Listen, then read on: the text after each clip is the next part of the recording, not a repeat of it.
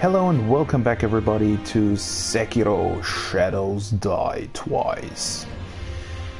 So, guess we'll continue our adventure through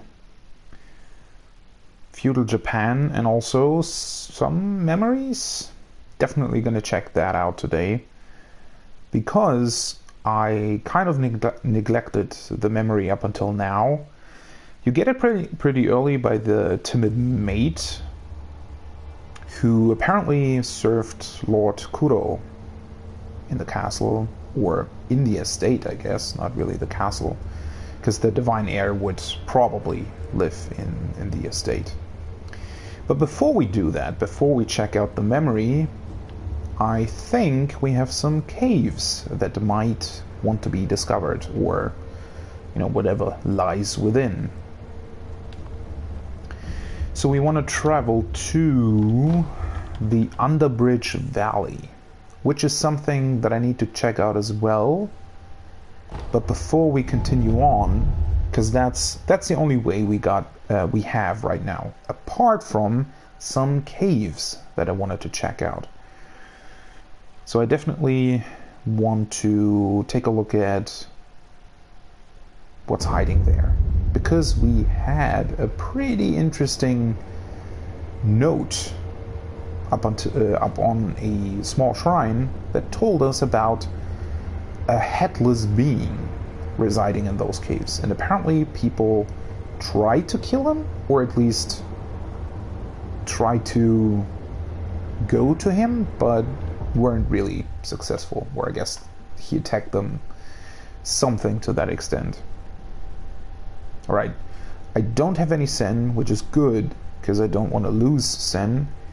And, well, the skill points, I guess, are what they are.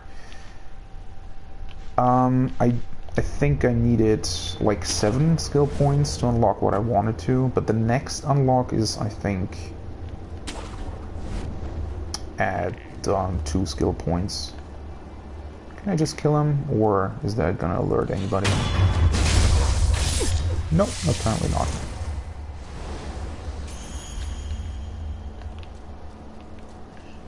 Not even the guy up there with the pan. And the gecko is being quiet as well. I do really wonder though, the setup is really peculiar, because you can see a person over there. Oh right, I don't really need those 2 right now, so let's... I mean, I could also try and farm a bit more money for the unlock that the thief is offering me for 3,000 Sen. But, I mean, the balloons aren't really that... like, they aren't really worth it, in my opinion, unfortunately. What was this? Right, items. But there's nothing that I really want to farm right now, because I still don't know how the upgrade materials work. But let's equip our trusty monocular and take a look over there. There are definitely, like, there are even 2 dudes that I can see, and there's an item up there and an item up there. So, like, naturally, if you arrive at this point, you would assume that it would be fairly easy to get over there, or at least that it's something that you can, like, feasibly reach within the next minutes of playtime. But it doesn't seem to be the case, because there is definitely no connection here over to that place, and also the only path that we can follow apart from, you know, the headless thing is down here and down into the caves over there, which I don't think that it will lead back up here. So either they show you like an area that's way further down the road right now, or we can actually reach it through the caves. Either one is very interesting, to say the least. But again, I do want to check out this part. with this note right here. Turn back if you value your life. You can't behead the headless. Our swords and pikes did nothing. I mean, the last sentence is really interesting. So people actually went down there. We can assume that they maybe tried to mine ore, because we already read about the ore, right? Although that seems to be in a valley. If I remember correctly, the item description of the antidote talked about the sunken valley. But maybe these caves lead to the valley. That might be a possibility. So that they maybe, you know, because I don't think that they would just, I mean, they could have been explorers of some kind and they wanted to check out the caves, but it feels more like they, you know, really wanted something that was down there and they weren't able to get to it because of whatever headless thing resides in these caves. But let's see. Ooh, that's a really dangerous jump. Interestingly enough, we don't seem to be able to get over there, right? That thing doesn't seem to be connected, because those caves over there, right? That cave. That's only this rock, basically. And we know, because we can look at the other side from the other sculptor's idol, that there's nothing else here, right? You can go in there and I think it comes out over here somewhere, and then that's it. I actually would have thought that you'd be able to... there's a ledge over there. I was wondering, but still, no way over there behind this rock.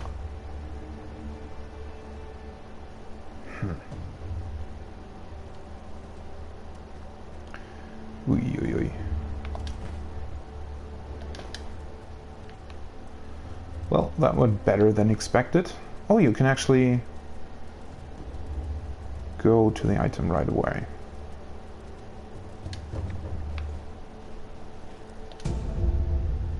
Gachi's sugar. Suppresses sound and presence for a time, making the user harder to detect. Yeah, this item placement, they gave you the divine confetti, which we know will pretty much be, because it says allowing attacks to connect with apparition type enemies, and the apparition type enemy will probably be the headless guy. We only have one of these, so I don't know if I will actually attack, if it's even possible to avoid whatever's down there. And the sugar is interesting because that sort of suggests that you would be able to maybe sneak past whatever's down there.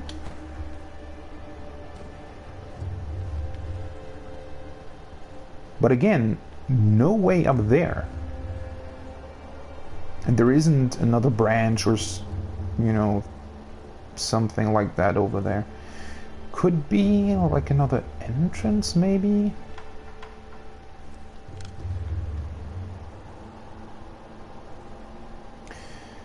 I mean, that almost looks like two different entrances, right? So there might be a path like through the mountain? Because there clearly isn't another branch that we can grapple to. And we're way too far away from this place to get over there. And I mean, the edge that we were able to grab onto, I think that's the only edge here. Yeah, there's no way that you can jump over there. It's Really curious. They seem to show you a lot that's only important later on. Which seems kind of unusual. And then there is an item up there. And that's the place, yeah, that's the other sculptor's idol. We could see the cave entrances from that side. So maybe I should actually equip the this sugar so that we're able to sneak past whatever's in here.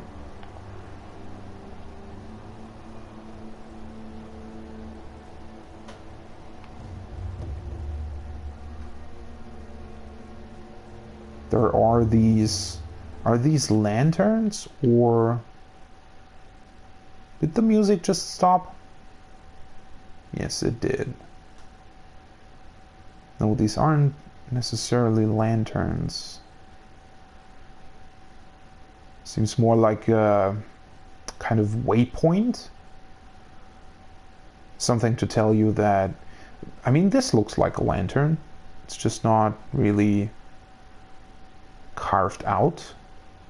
So maybe they were starting to, you know, discover this area, and they were starting to carve these, but they weren't finished. That's, I don't know. I do wonder. I mean, could be both ways, right? These could be just like a way to show you that, you know, there is something here, that this is like some kind of place to worship, or just to explore, that there were people down here. Then again, it looks too much like a lantern to not be that, right? So maybe they stopped carving it out after whatever is down here was discovered. This is a weird transition. Because this suggests that there is a light source in there, right? Or that you're close to another opening. Transition could be better. Or maybe whatever's down here is causing the darkness.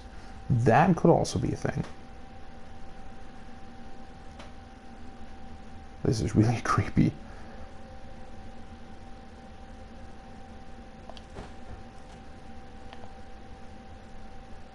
Do we want to use the sugar right now? I mean, there doesn't seem to be an enemy right here.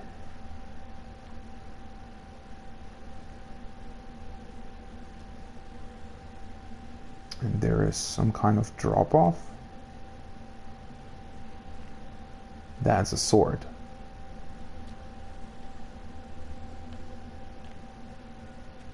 And that's a guy, or something that is holding that sword. So I assume that that would be the headless person the people were talking about, or the note was talking about. Is there an item down there? Doesn't seem to be the case. I mean, from what we know so far, and this is probably some kind of mini-boss. I mean, I don't know that it would be an actual boss. I don't think so. It's probably more like a mini-boss, but can we target him? Not from this side. He has a, like, magical sword?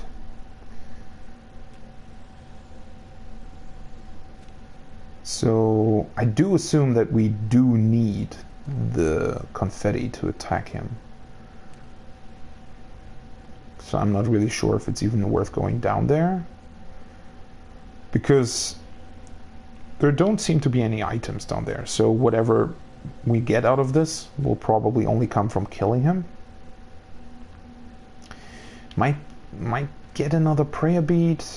I definitely want one of those.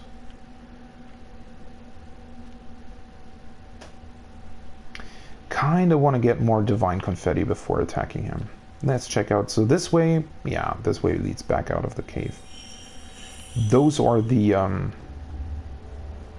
things we saw from over there. So this is the second entrance.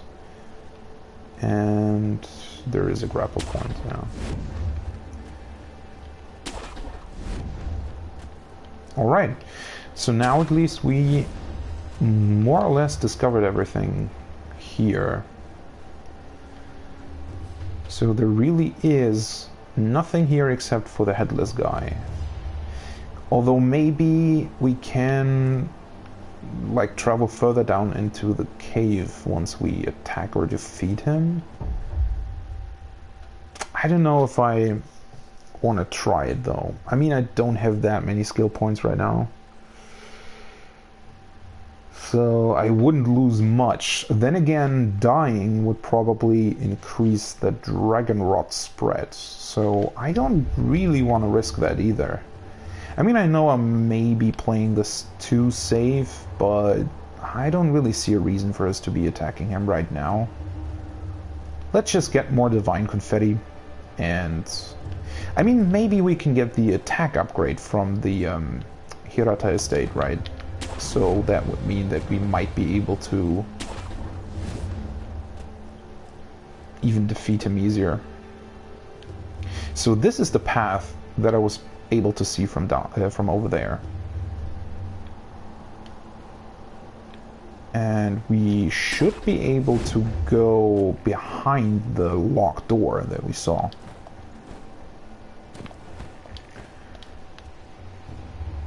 Oh, more geckos. What are they doing here? That's really interesting, because the first time we saw them was down in the reservoir.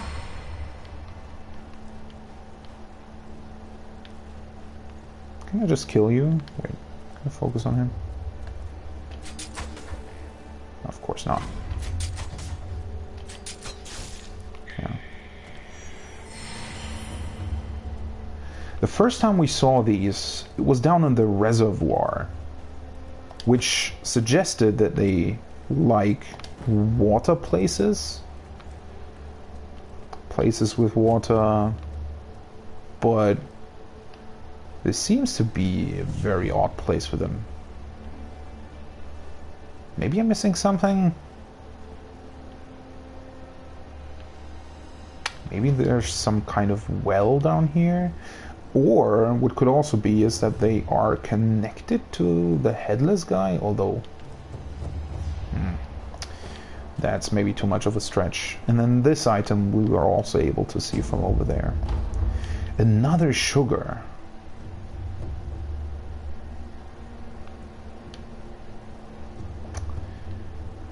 What does that tell you? So we found 2 of these sugars, you know, close to the cave. So either that's one way of attacking the headless guy, maybe get because you have to jump down to him, right? And most mini bosses so far, actually all of them, have had 2 health bars. So the sugar might be a way to get the drop on him. But then again, maybe it's to actually sneak past him. Really don't want to try though. Can do that later on. And then this should lead to the place behind the door. Yeah, this looks like it. Nothing else over here. Can we grab onto the roof, actually? Gonna try that. Also no enemy in here, apparently. Divine grass. A secret medicine that fully restores vitality and cures all status abnormalities. One small part of Ashina is exceedingly old. The ancient soil, rocks and water that pervaded the land are said to have attracted the attention of the gods. The Dr. Dogen studied the plants in this ancient place, resulting in the recipe for this special medicine. So another piece of very, very important information, it seems. One small part of Ashina is exceedingly old. I mean, old is relative, right? We don't know what that necessarily means, because the castle, we know that it's been here for at least a couple of, decades, I guess. Although it might be relatively new to, you know, compared to humanity, I guess. So, as I suspected, the fountainhead water seems to play a significant role in this place. It might be the reason why they actually built the place in the first place. I'm continually saying place, but I do wonder, did they build the castle and everything that's here because they wanted to get to whatever is here or is hidden in this old part of Ashina? Or did they just discover that by accident after building the castle itself? But I suspect that they were probably after whatever's here. Like the soil, we do know about ore that they mined in the Sunken Valley. That seems to be very seems to be of importance, at least. Soil, rocks, I mean rocks, that's the ore, right? Soil, I don't know. So maybe this place was also very the soil was very rich, maybe, which that's something that I wondered about before when I talked about the small town that's in front of the castle, because in winter you probably wouldn't be able to get to this place, and you also wouldn't be able to leave, really, because the mountain passes would probably be unpassable. So having like really good soil somewhere around here would probably mean that they were self-sufficient and could probably also you know, a siege, withstand the siege of some sort if it came to that. And again, yeah, the water seems to be something that's of very high significance to this place. Attracted the attention of the gods. That's also a very interesting sentence, because that implies that maybe the divine heir and his dragon's heritage isn't necessarily something that was passed down through generations. I mean, it might have been at this point in time, but it probably started out because the gods were attracted to this place. So that might then suggest, on the other hand, that it was built before and humans were, you know, trying to get to the soil or the ore, and then whatever gods they're talking about were attracted to it and maybe gave someone the dragon's heritage. They really do pack a lot of information in some of these item descriptions. And some more antidote. The antidote's also really prevalent in this place, so I guess it's because of the geckos, maybe. They can probably poison you, although I haven't really seen that right now. Or up until now. And this is just a door that we saw earlier, right? Which also means, I mean, this isn't really a shortcut to anything, right? Because you're just able to pass through here anyway.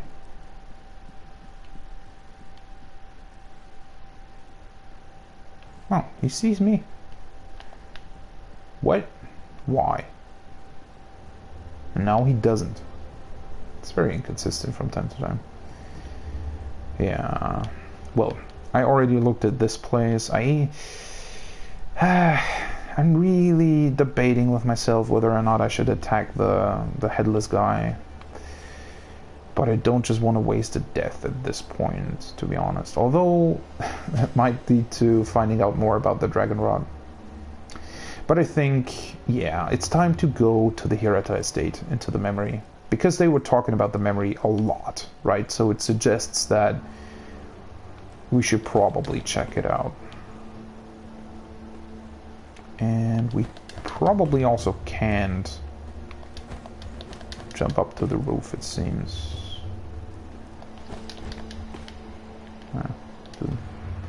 Doesn't work. Alright, I guess that Sculptor's Idol is probably the nearest place.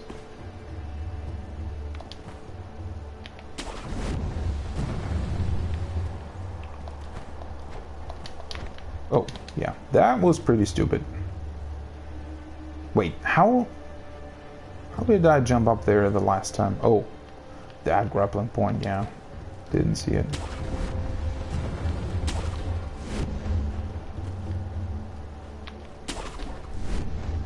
He didn't see me either. I mean, these samurai aren't very attentive, to be honest. I don't know. I feel like they, you know, should be able to see you. Like if you're just willy-nilly jumping around the place, they should really see you. But anyway, let's go. I mean, I can just directly go to the Hirata estate, right? Or let's see. I kind of want to see whether or not the sculptor or Emma comment on the headless guy. Then again, I didn't really fight him, so if there is dialogue connected to him, I don't know if I necessarily unlocked it.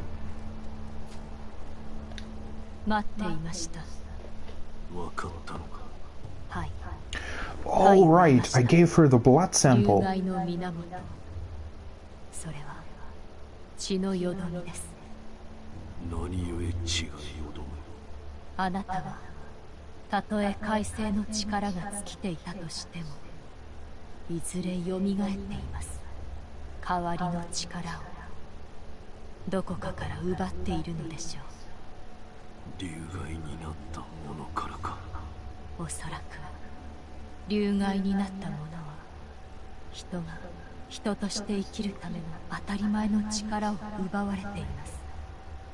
sounds bad.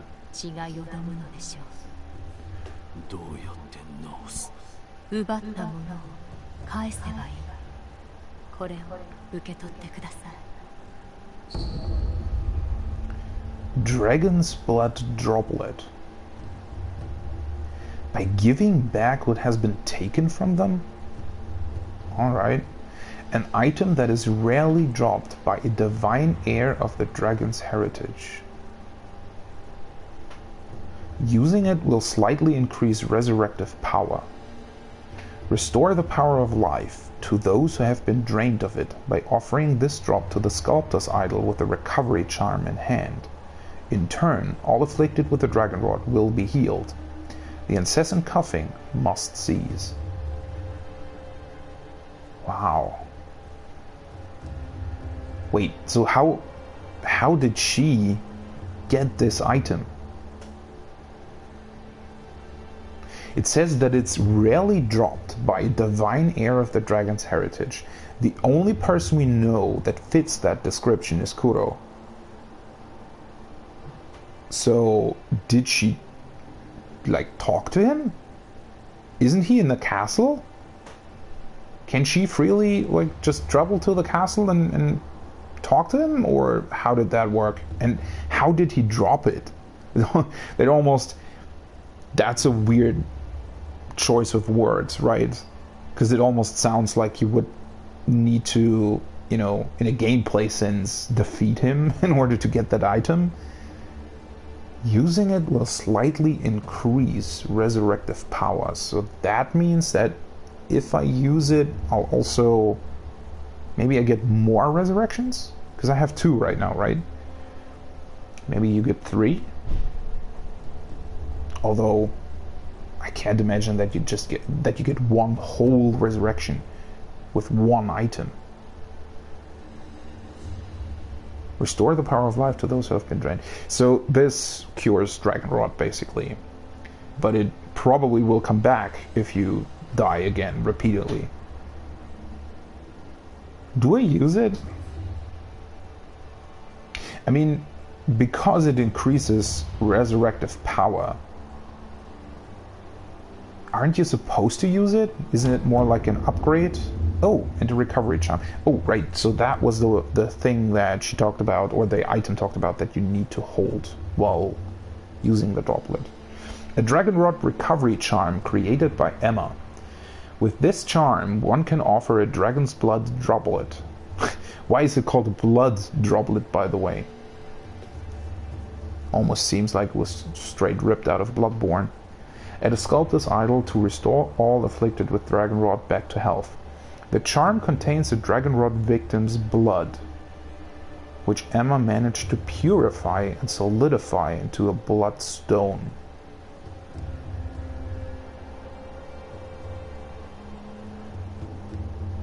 Wait, what? So is the blood droplet dropped by the divine heir, or does that mean that it was dropped by a victim of the dragon rod? The charm contains a dragon rod victim's blood.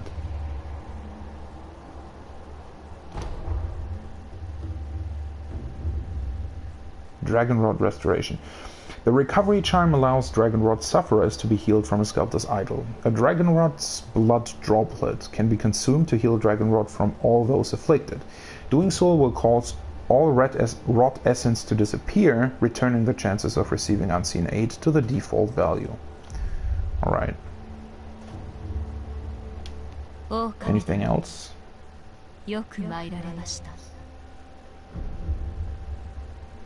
Not really. かつてアシュナに流害が広まったことがあったと言います。その時は治すことが叶わず、助かるものはなかったそうです。そう。我が師道元の悔い、わずかでも晴らせたのならば良いのです。I have to admit, finding that cure seemed to be pretty easy, right? We have two people afflicted with a disease, and we just collected one blood sample from one of them, gave it to her, and she just immediately came up with a cure. So either she's just incredibly good at her job, or she did know something in advance. I don't know. Seems... maybe I'm looking too much into it, because obviously, you know, it's definitely mainly a gameplay thing, I think, you know, by punishing you for dying, but also giving you the chance to kind of restore what you've lost through death. I don't know. Dragon's blood droplet. Kind of the weird part about this is that the item descriptions contradict themselves a little bit, because this is a dragon's blood droplet, and the recovery charm talks about the victim's blood that was purified and solidified into a bloodstone. But apparently the charm contains that. So a dragon blood's droplet is still something else than what is in the charm? I don't know if these item descriptions seem a bit off to me. I mean, maybe we'll find out more about that, but still. Because this clearly states that it is dropped by the divine heir himself. Although the divine heir wouldn't be able to catch the dragon rod, right? Because through the dragon's heritage, we basically pull out the power of, you know, the, well, NPCs basically, in order to be able to resurrect ourselves.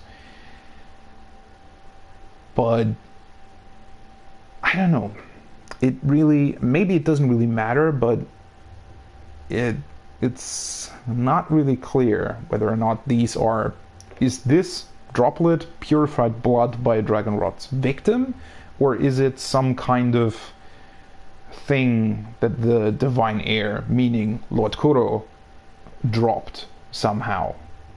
Although it it's called a blood droplet. So the divine heir then lose blood. Maybe it only means that, you know, because basically the divine heir is the only one who has the dragon's heritage, right? Wolf doesn't have it. Wolf uses it through him. So the divine heir basically, you know, selected Wolf to be able to use the resurrective power.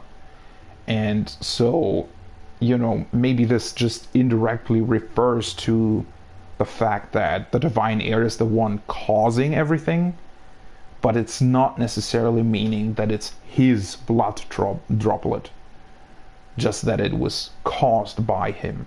I think that's what they mean, because otherwise those two item descriptions wouldn't really fit with each other, right? Do I use it though? I mean, I don't really care about the Unseen 8 right now, because I don't have that many resources, and I don't know, you know, you shouldn't die in the first place, I guess, but having more or better resurrective power is the interesting part. And I do think that they probably want you to use it right now, right?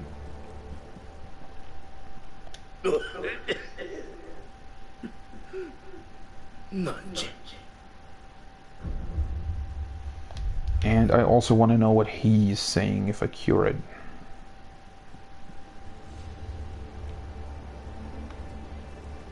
Let's just use it, to be honest. I mean, we won't find out if we don't use it, right? The Dragon Rod Restoration menu is now unlocked. And I mean, it definitely means that we will find more of these blood droplets. Although I am wondering how, you know, how we can acquire them and how we can, or how many we can acquire. I mean, wait, so it is purified blood from a Dragon Rod's blood victim, right? Or at least that's what we assume right now. So would that mean that, like, if another person then catches the Dragon Rod, can we collect another blood sample from them, purified, and get another of these droplets?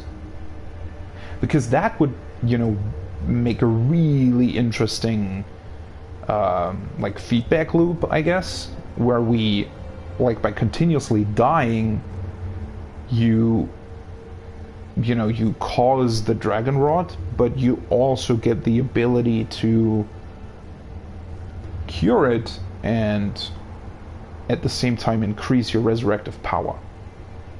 That seems like a very interesting connection right there, like a thing that you later on might even, you know, want to abuse in order to get more of these. Don't know right now, but that's something to keep in mind, definitely. Dragon Rod Restoration. Restore those afflicted. Yes. Dragon Rod healed.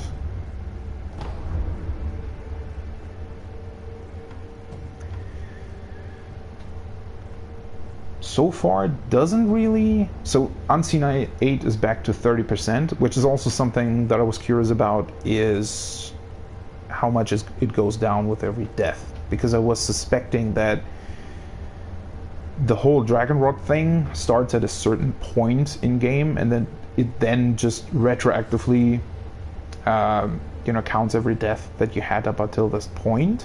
Because it seemed like way too much drop in percentage, right? Going from 30 to 13 just with one death. So yeah, that's also something to look at. All right, let's just purchase one of these since we're starting a new area. Still nothing to do really, although wait, this I don't know what the increased resurrective power means. Is that just maybe the timing? Maybe because I thought I would get maybe a third one, but maybe it's the timing that it just refills more quickly. Well, let's start this one, the Hirata estate.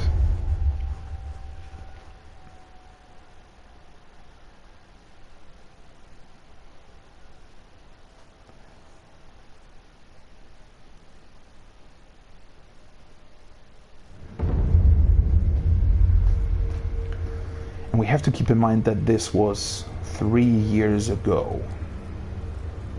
And I haven't done anything here except for getting, I think, the one item that was dropped.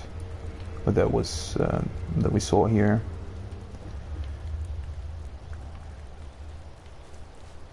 I like the sound of the rain. It's not really raining all that much. We do have the monocular now, though, so I can take a look at everything. There's a bridge. There are a couple items down there at the, well, sort of beach. This seems to be a river. There's an item on the rocks. And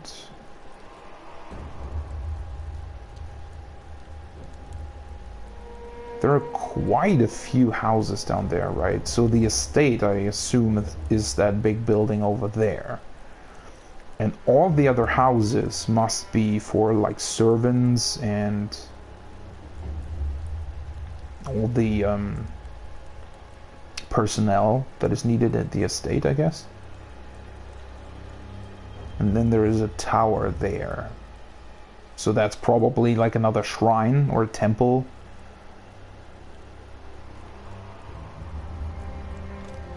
Interesting.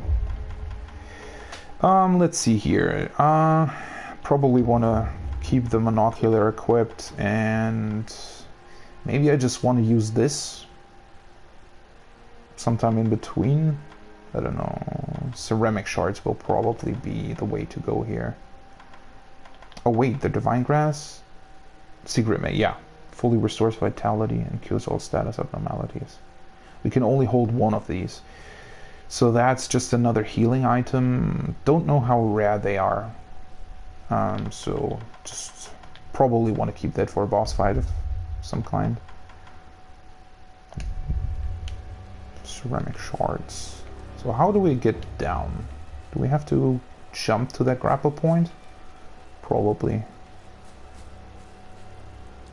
So this river is pretty big for like a river high up in the mountains.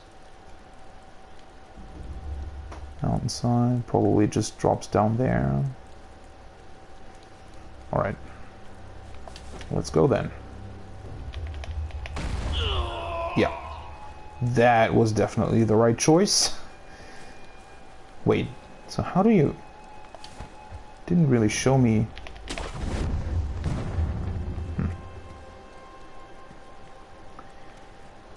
Seems weird, because you always have to wait for the grapple point to appear. Instead of being able to quickly, you know, to grapple to it. There's another item down there.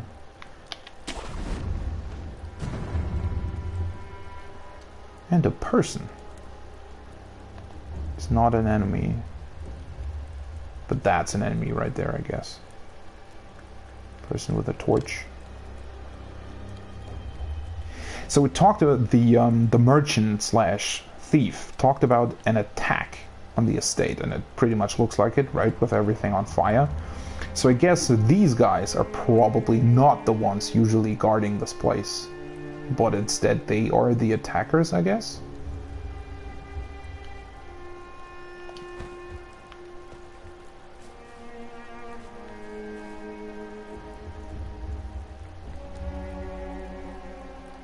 Music is great. Let's just heal, I guess. Probably find more pellets here.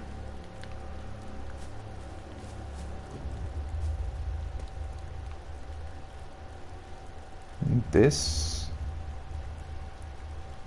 where does this lead?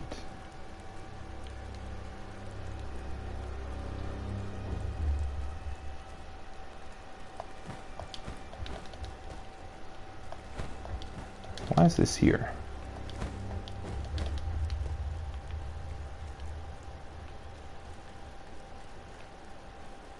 Huh. Nothing here? Really? Am I missing like a grappling point or some kind of ledge to grab on? Maybe it's a place we can like drop down to from somewhere else? I'm really curious. Let's talk to the person up ahead. This branch is also really low for like grappling points that you're supposed to grapple on from way high up above. What's that?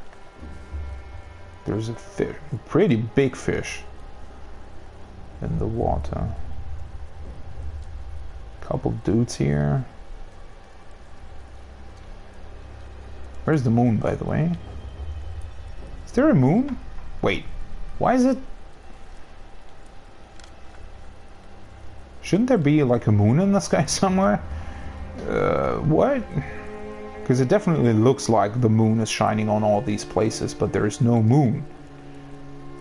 Did they just forget to include it? Is he supposed to be... Because, like, if the moon would be behind the clouds, obviously you wouldn't have these kinds of reflections.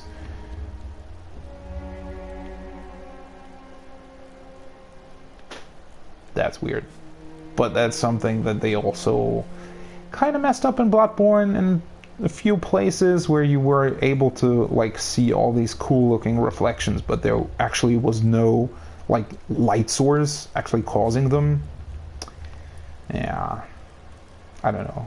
I mean, yeah, it kind of looks like the moon is supposed to be behind the clouds, right? But again, that wouldn't cause these bright reflections. No matter. Fistful of Ash, that's great. Definitely want more of these. So he's one of the guys serving Genichiro.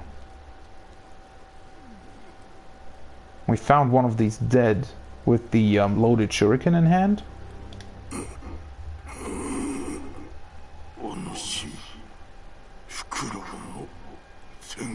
Owl, meaning Ishin, probably. What happened? Hirata yashiki ni Miko-sama wo isogu no ja. Can we ask what year it is? So. 何がおかしな。教えてくれ。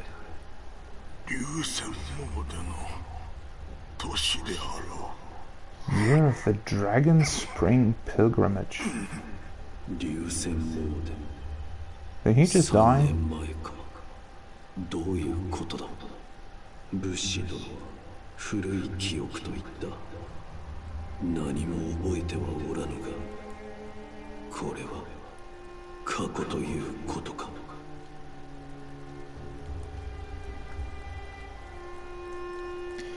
And again, we have a lot of very interesting information.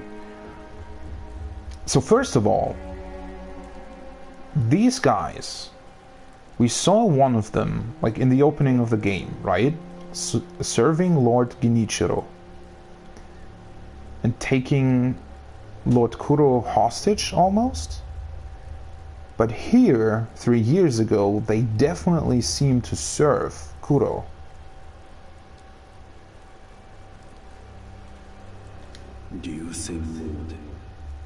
And then he also talks about the Dragon Spring Pilgrimage. Again, the water theme.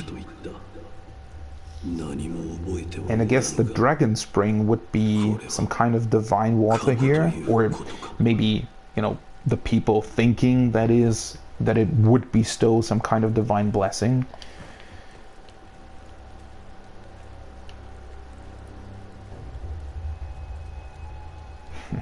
The fishes. It's an interesting part. And also another thing, he talked about thieves attacking the estate. Whereas the actual thief that we met in the outskirts, he was saying that they were trying to take advantage of the fact that the estate was attacked. And as a result, try to sort of use the situation to steal things out of the estate. So I don't know what to make of that. Maybe they're talking about different things. Maybe the... Because I do believe that the merchant... Like, why would the merchant lie about being a thief and using the situation, right? Why would he admit to that if it wasn't true? So maybe it's just a third party that just happened to be here. Maybe they're both thieves, or maybe he just called them thieves, even though, like, maybe these thieves, in a sense, aren't after stealing anything valuable, but rather try to steal the divine heir himself. Whereas the merchant obviously was just after some, you know, items lying around here. Alright, he's already seeing me. Can you turn back, please? How do I do this? Probably can... I mean, those are so far away that we can probably just... Oh, no, he turned back. Hello.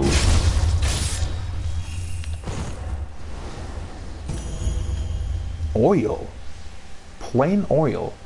When the jar breaks, the oil covers everything nearby. Enemies doused in oil are easily set alight, causing them to take additional vitality damage from fire attacks and making them more vulnerable to the burn status abnormality. Alright, so that's much like the oil that we find in Bloodborne, I guess. So this seems to be like the entrance to the estate, right? Dowsing powder. Medicine for treating burns. Heals the burn status abnormality and for a time decreases burn buildup. Increases burn resistance and reduces damage from incoming burn attacks. When fire is used on the battlefield, dowsing powder is crucial for survival. Alright, so I assume that the dudes with the torches are probably using their torches for attack as well. Although, maybe there's something else that would, you know, cause more burn, I guess. Why are these grappling points here? Can we get down to the river? I kind of don't really want to jump down there because it doesn't seem like this ledge would allow us to go back up. But maybe the grappling points will. So he's not really all that bothered by the other dude lying there, I guess. Yeah, I don't know. I mean, this game really isn't... Wait, did he? No, he actually discovered the body, it seemed, right? He was just... And more dowsing powder. So if they just drop that, I guess we can also use it. And the oil, you know, I guess the dudes with torches are probably easily burned when you're using the oil. Kind of running out of you know, item slots here. Don't really want to lose the ceramic shards though. I mean, I guess we can just equip the monocular if we really want to use it. Let's just go with the powder for now. If somebody really does inflict a lot of burn. Do I want to kill the dudes first before going down there? I mean, it definitely seems like we would be able to go down there. It's just not really... I'm not really sure of how we would be able to get back up. Although, I remember, you can't swim in this game, right? You're not dying in the water? Huh. That would also be a great way of trying to get over there. Although... you'd probably have to swim all the way... Was that another dude? What is the... Or is that the rock? I think that's just the rock. It might be... Wait, what? What was that? Oh, that's the fish. Alright, yeah, so we can definitely go into the water.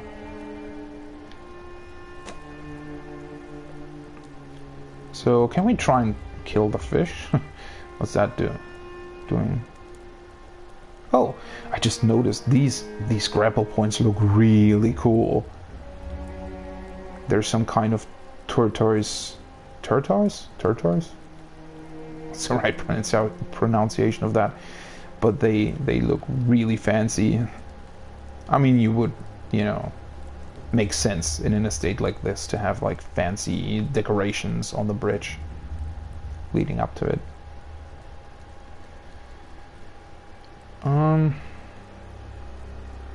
Is he moving? And there are dogs up there as well. I mean, those are easily dealt with the shuriken.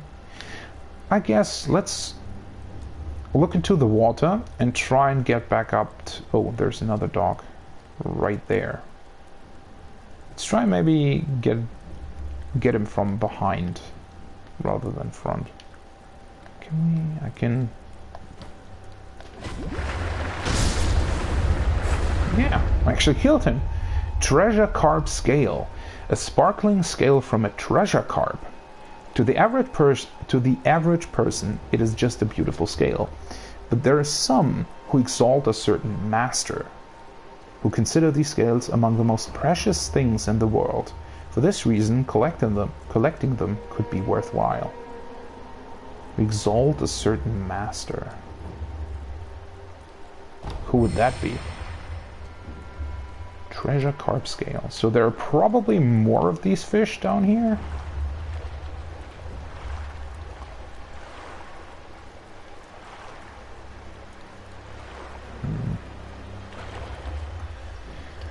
No items on the beach though. Oh, we can actually walk here. Oh, we actually can grab onto that, right? No, we can't. Why? Why can't we grab onto this? What the hell? It even looks like a proper ledge. Ah, that's really annoying. Oh. Another one! Nice! Well, at least it's worth it to, you know, explore these areas. So can we just... Is there like a level... Don't tell me this is just a invisible... Is there really an invisible wall here? Really? Alright, that's really disappointing. Couldn't they have just put, like, I don't know, rocks in here or something that would prevent you from going on?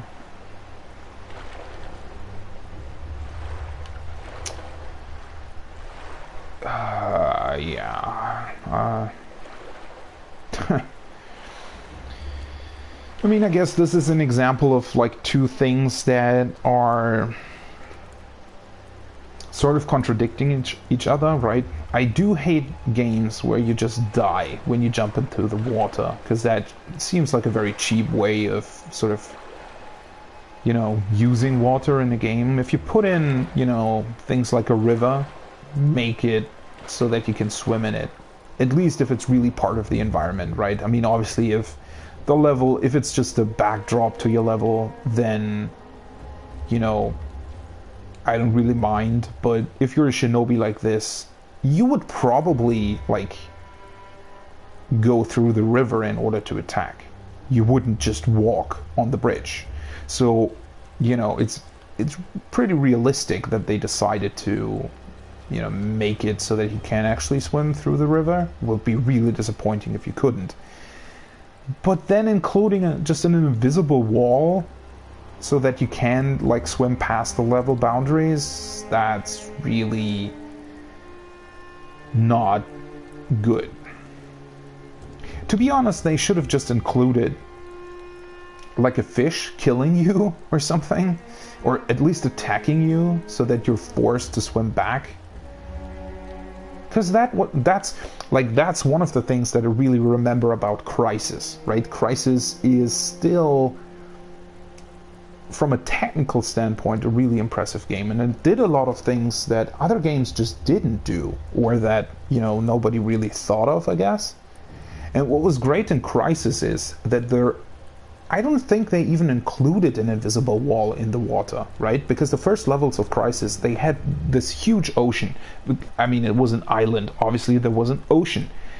And you were able to just swim out, you know, in the ocean, and at some point the game would just spawn like sharks or something, and they would just attack you, right? And I think you could even kill them, but, you know, at some point you just weren't able to deal with them anymore, so you would die. And that's like a really cool way of actually putting boundaries in your game, you know, without using actual boundaries, using sort of the environment or things that would logically halt or you know, halt your progress, or that would logically prevent you from going past a certain point. I really like features like these. You know, you could also, for example, use like a slipping animation on a mountain or something. You know, thinking back to Skyrim, for example. Skyrim also uses, you know, just like a message. So if you climb the mountainsides at the edge of the level, basically, of Skyrim, at the edge of the world, of the game world, it actually displays a message that you can't go past this point, right? And there's an actual invisible wall there. And a way to prevent that would be to include like a slipping animation of some kind that just, you know, would bring you straight down again, and you wouldn't really, you know, you might try a couple of times, but then you would just, you know, turn around, because there's no reason why you would ever try to climb up if it wasn't possible. And things like that just make a world, I mean, that little bit more believable, right? It's not a huge deal, obviously. I don't really care that there's an invisible wall there, but it's an interesting part of game design, in my opinion, that's just kind of overlooked sometimes. I mean, especially in a game like this, right? There's so much polish in these levels and in a lot of things. So why not, you know, why not put a waterfall like after the curve, and if you fall down, you're just dead? Why not, right? Why use an invisible wall? But again, not such a big deal, but I do like to, you know, think about how you could improve such things. Wait, what? Oh, is he actually turning? I guess so. So there was a dog. There he is. Oh, and there's also a person.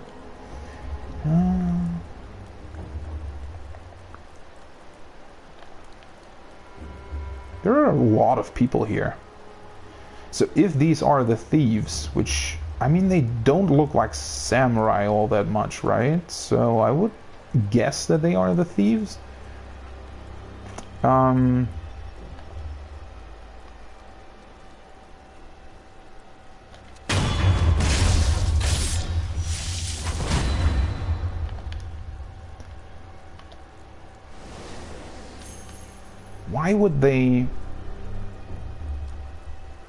Why would they put like patrols on the beach, especially with, you know, like the cliffside right here?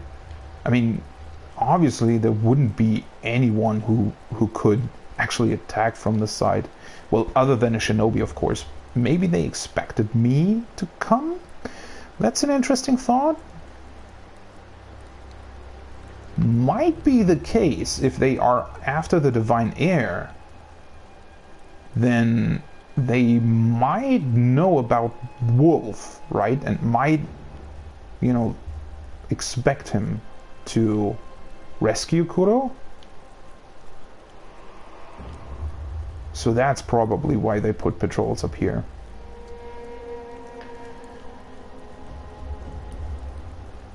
Didn't really do all that much though. And another item drop. Still unsure about these. I mean, the gold drop I get, right? Acquiring more sen is definitely something you would want, but so far I haven't seen any items that I would necessarily try to get out of enemies. Unless you need to farm like the dowsing powder at some point.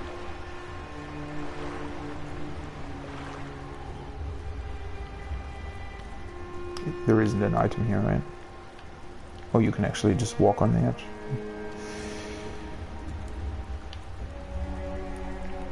I was kind of hoping for another one of these scales.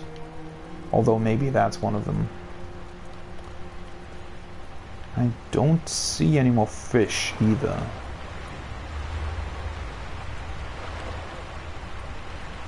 I mean, see, that's a much more like, oh, there's another one, and there's another one here. Wait, is he, what the hell is he doing? Is he stuck in an animation?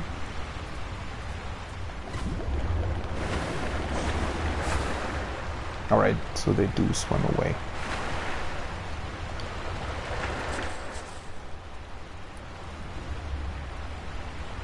What is that light, by the way? Where is that coming from?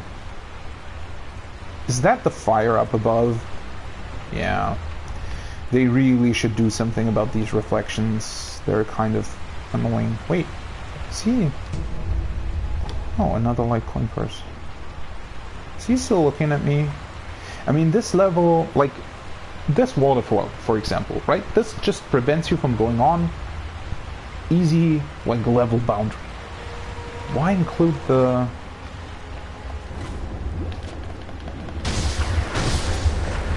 Nice. And another scale. What?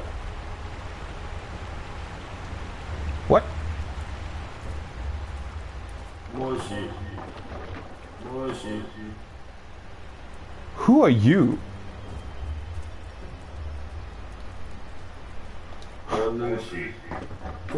Huh? What's this guy doing here?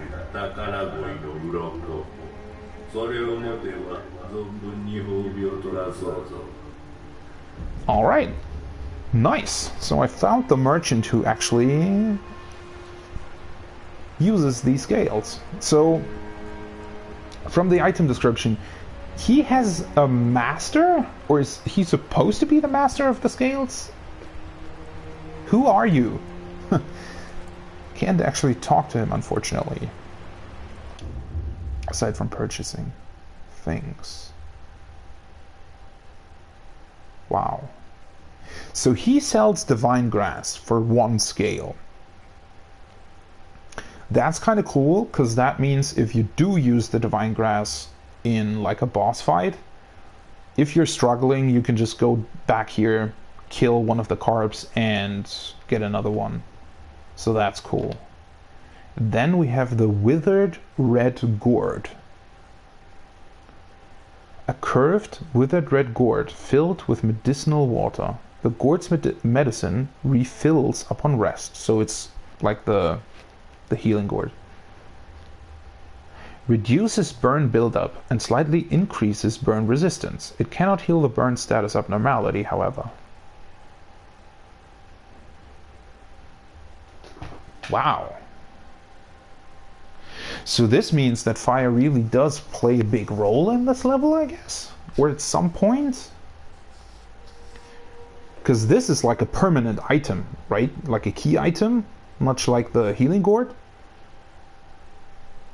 And why include the dowsing powder if you can also use this?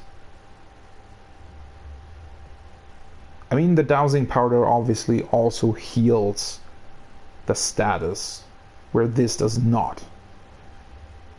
It costs 2 scales. This costs 7. Mask fragment right. A fragment of an old dancer's mask. The original must have been broken into several pieces, and this fragment appears to be the right side of the mask. An old dancer's mask. Huh. So we're probably able to find like the other half at some point, I guess. And then we have a floating passage text. Compendium of the combat art floating passage. Skill unlocked upon acquiring this item. Unleash attacks in a flowing, dance-like form, overwhelming enemies in a furor of graceful aggression. This technique belongs to the Ashina sword school, though it has been deemed heretical due to its foreign origin.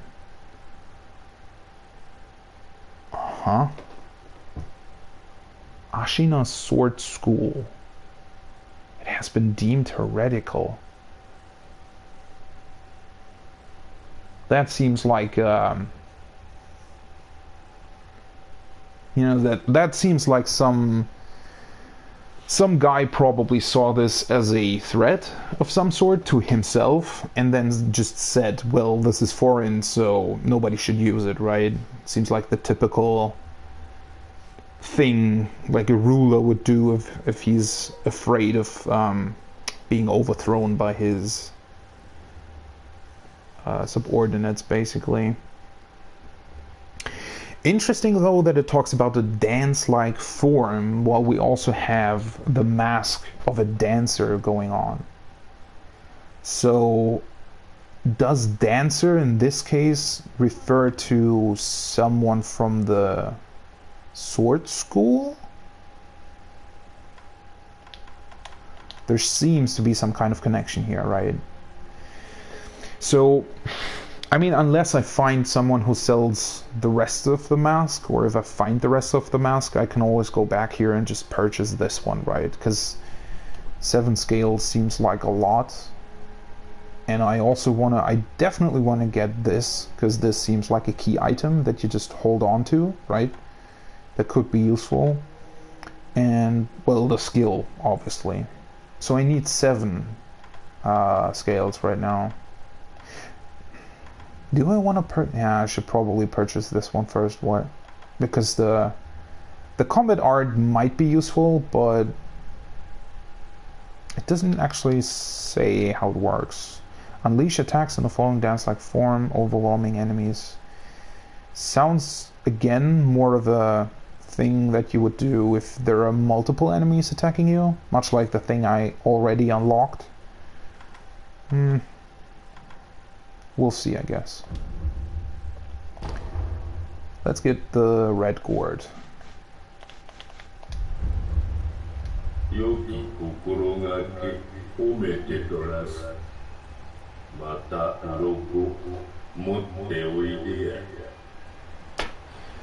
Bring more scales soon. What the hell? So, who is he? Why is he here? And does he have anything to do with the sword school or the dancer mask? Or is it just random that he sells these items? You would assume that whatever this creature is, I mean, it could just be like a creature that just happened to find these items. Or maybe it was someone connected to the sword school or to the dances in some form or fashion.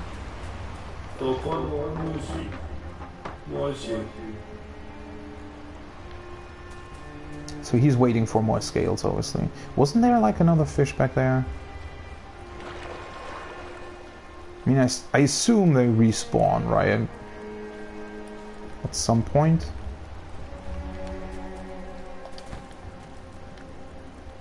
There's another one. I mean, they seem to be pretty fast, so I think it's easiest to sort of jump on them while you're on a rock. Can I sort of sneak around? Yeah. Well, that did work.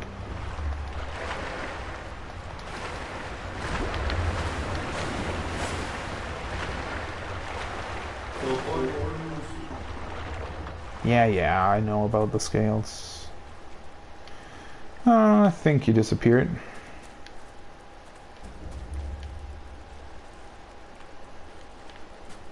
Whatever.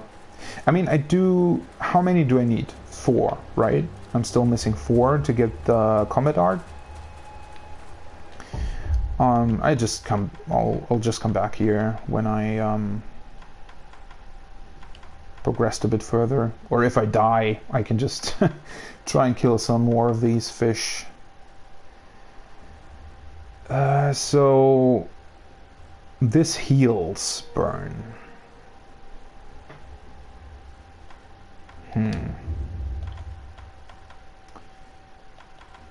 Withered red gourd uses 1 of 5. So this says 3 of 3. So if it refills upon rest, I assume it refills to 5, right? And the reason why I only have 1 right now is because I just purchased it. And the dowsing powder, I mean, depends on how rare that is as an enemy drop. I don't know, why would you use the red gourd if you have this? It does restore, yes, but I mean, I guess it's much like the pellets and the healing gourd, but I mean, these are healing over time. This is instant healing, so it's a difference right there, right? Whereas the dowsing powder is clearly just better than the red gourd, but it's obviously limited. Well, the red gourd refills. Seems like a strange choice. I mean, they could have just not included something like the dowsing powder and instead just, you know, make the... Oh shit, there was another one. Yeah, they definitely do respawn. They could have just made it so that you only had the red gourd. Then again, I mean, you have to find it first, I guess. Although, that was really hard. Alright, so we can grapple on there. There's even a staircase here. I mean, they would probably fish, right? There would be, like, servants in this estate, and they would fish, I guess. So there are 2 dogs over there, and then I think we are able to drop down to kill that guy. I don't know if the dogs would notice. There are 3 dogs, by the way.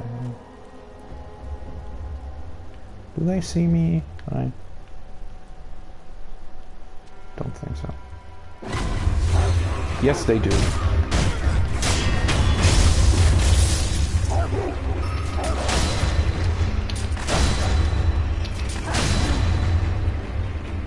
I really like that you can just kill them with a shuriken.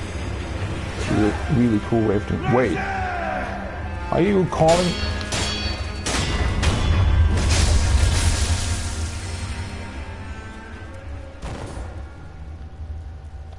So the guys with the torches apparently call for backup. Oh, and another oil. So if I would have snuck up on him and used the oil, do you think it would have actually killed the dogs as well? That might be something to try out if I'll have to do this area again. That would be kind of a cool move, right? Because you can, well, you can grapple here and you can probably jump up here. Yes, you can. So you could, you know, try and sneak up on him and then just throw oil, and it should basically burn the whole area in front of the door. Might be the move right here. Would be cool if that works. No other items here though. You can also grapple onto that, but that's not really. And another sculptor's idol. Already? Interesting. I didn't expect that. I would have thought that we'd have to fight like a mini boss. I mean, I guess it's... but yeah, it's not that big of an area, this front gate, and it's not that hard, so... Interesting. Maybe whatever comes up is hard, so they felt the need to include this. There are a couple people here. Somebody down there, somebody here, somebody there. At least 4 guys. So he's also turning back, and we can also grapple onto that thing. Yeah, did they kill the horses? Again, this looks really cool. The whole area. Kind of sad that it's, you know, dark and raining. That's one thing I regret the most about games like this. And it's actually true for a lot of RPGs, right? Most games, I mean, that it kind of makes sense, right? Because you need like enemies and an actual reason to have gameplay in your game. So there needs to be some kind of conflict, obviously, right? And you need at least a certain amount of enemies to make the game interesting. So you have to have like some sort of combat situation or war or something to that extent going on.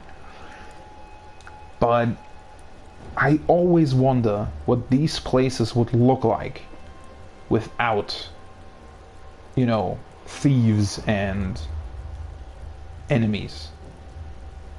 Just walking in here on a normal day, you know, with beautiful weather, checking out the horses and, you know, all the merchants and maids and you know, servants living here. That would be really cool.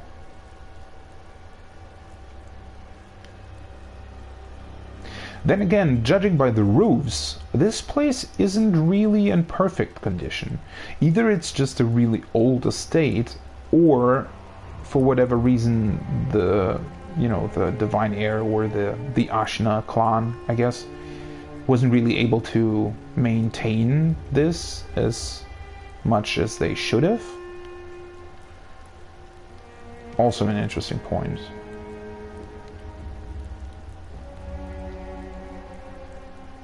No item here. Let's just use the Sculptor's Idol for now. And again, also really cool placement of the idol, because that means if you rest there, you can just try the oil here, right? I mean, I'm not going to do it because I don't want to waste the oil, but again, really cool way of designing this, that you can, once you rest at this Sculptor's Idol, you can go back and clear out this area much easier than what I just did. Although, I mean, it was really hard to clear it out, but really cool design. I do wonder whether this design means that you are sort of supposed to actually go back and farm these areas for a bit. Because you don't actually get that many skill points out of the enemies, right? I got about half a skill point by clearing out that area, but considering that I need 7 in order to just unlock 2 skills that I want right now, and considering that I have another, I think, 5 or 6 skills to unlock in just that one esoteric text, and there seem to be multiple of them, I do wonder whether or not you're supposed to actually farm some areas. Or the game is just assuming that you die more, I guess.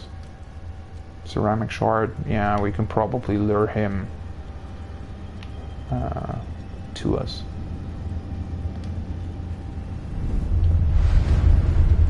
Sculptor's Idol found. Estate path.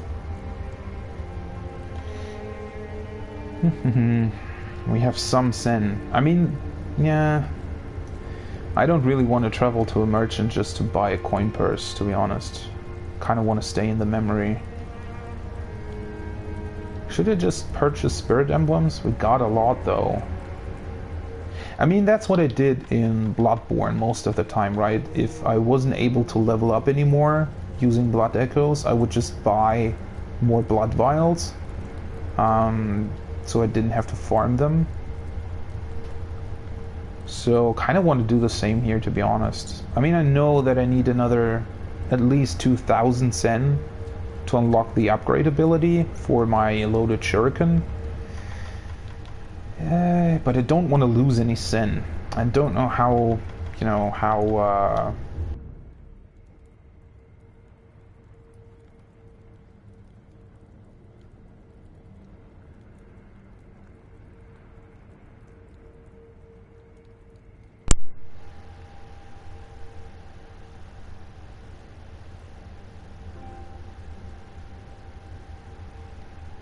That was weird.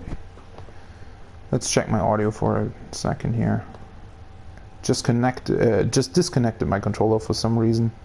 I mean, that happened before, but I do hope that it doesn't happen again in the future. Seems fine. And of course, Twitch messes up my category by doing that. That's really unfortunate.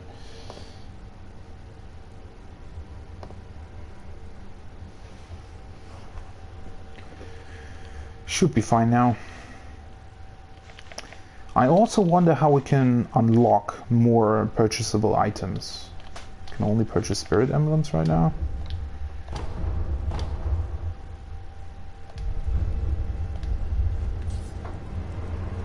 Well, at least it disconnected my controller while I was resting instead of while I was fighting. Oh right, I didn't actually rest. I just bought the spirit emblems, I just noticed. Let's just rest. I mean, I don't think, since the door is locked, I don't think that they would... I mean, it is locked, right? Yeah. They did notice me though, which is funny.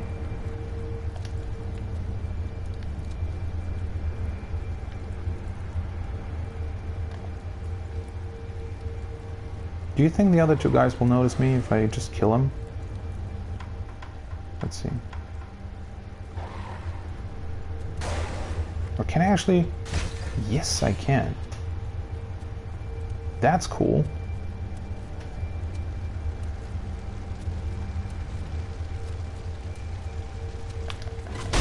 And of course it didn't let me kill him.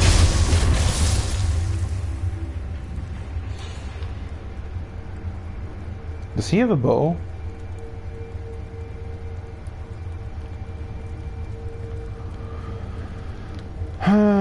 Why though? Why didn't let the game just let me kill him out of the corner?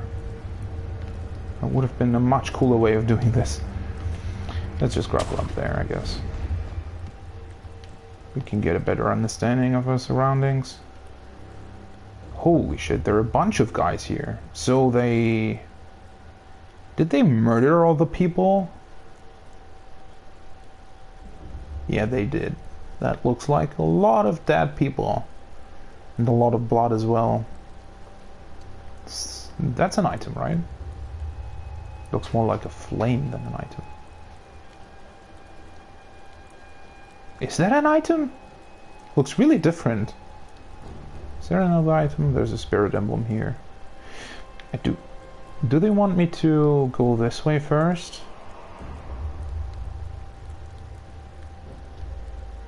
I mean, that's a lot of dudes, right? No, wait, that's a window? 3 at least.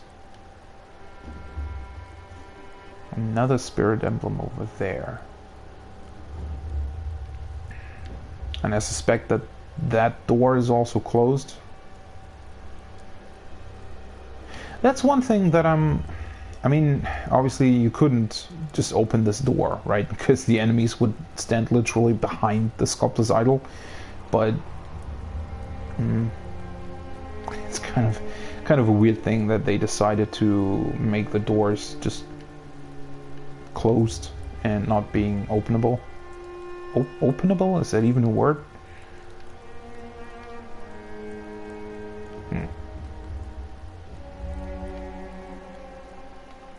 Probably grapple back up there, right? Yeah.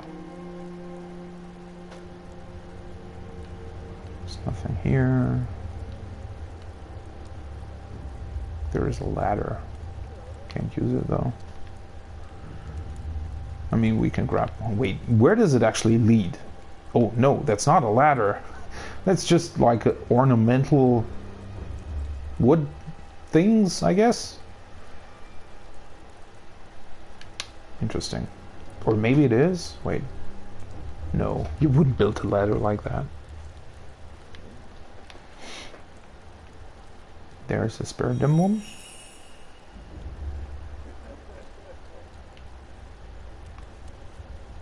Are they... Can we eavesdrop on them?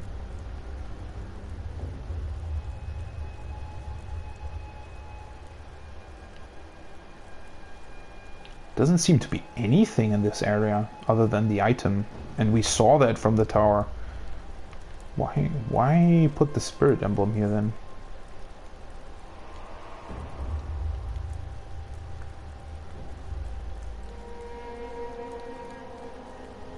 Just for the item?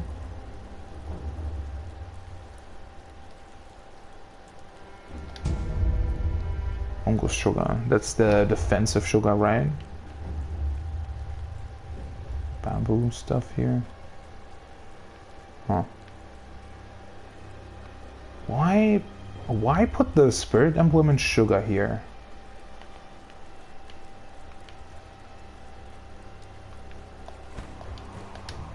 Oh, you can. Oh, I can actually grab onto these ledges, but I mean, you definitely can't grab onto that, right? That's too high up. There are no grappling points either.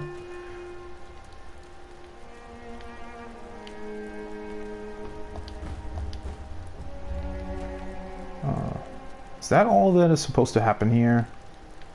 Is it just leading you to basically be able to surround this area? I guess so.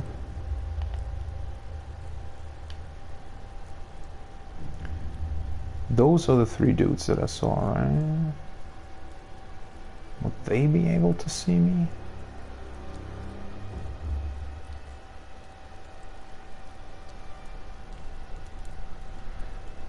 So yeah, we can pretty much assume that these are the... Oh. Huh. This is actually a door you can open. What? What? Oh! What the hell are you doing here? That's sneaky.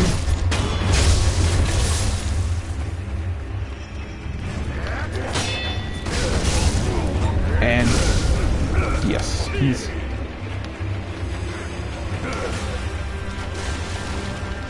Wait, where's my... Holy hell.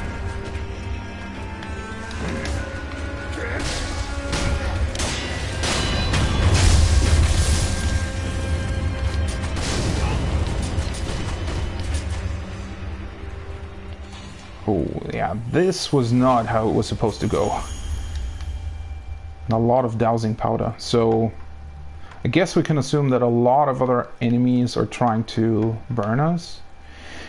Then again, if the dowsing powder is this common, why include the red gourd? Alright, so this was definitely not how it was supposed to go. Let's heal up. I didn't see him. I didn't even like expect anybody to be here. That's a really sneaky enemy placement.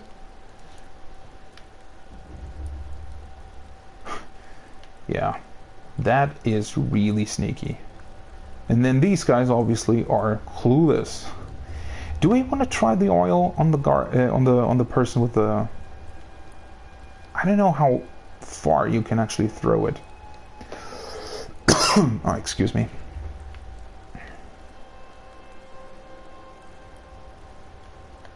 I mean, he's looking in this direction. Wait.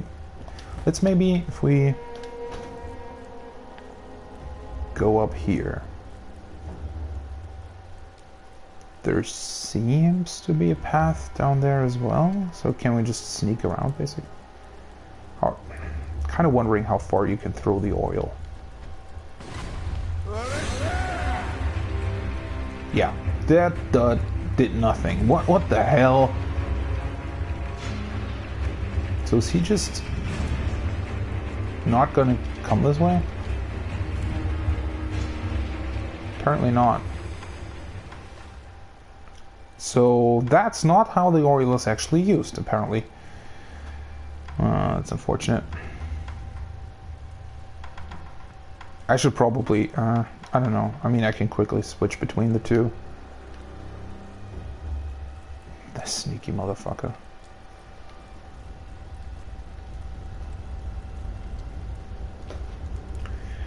So is it supposed to be used for the, like for these fire torches, lantern things? I mean, the ground apparently stays burning if they are overthrown. But other than that, it doesn't really seem to make that much of a difference. I don't know, how is the oil supposed to be used? Is it supposed to be thrown on these things? And how the fuck are they expecting you to aim them then?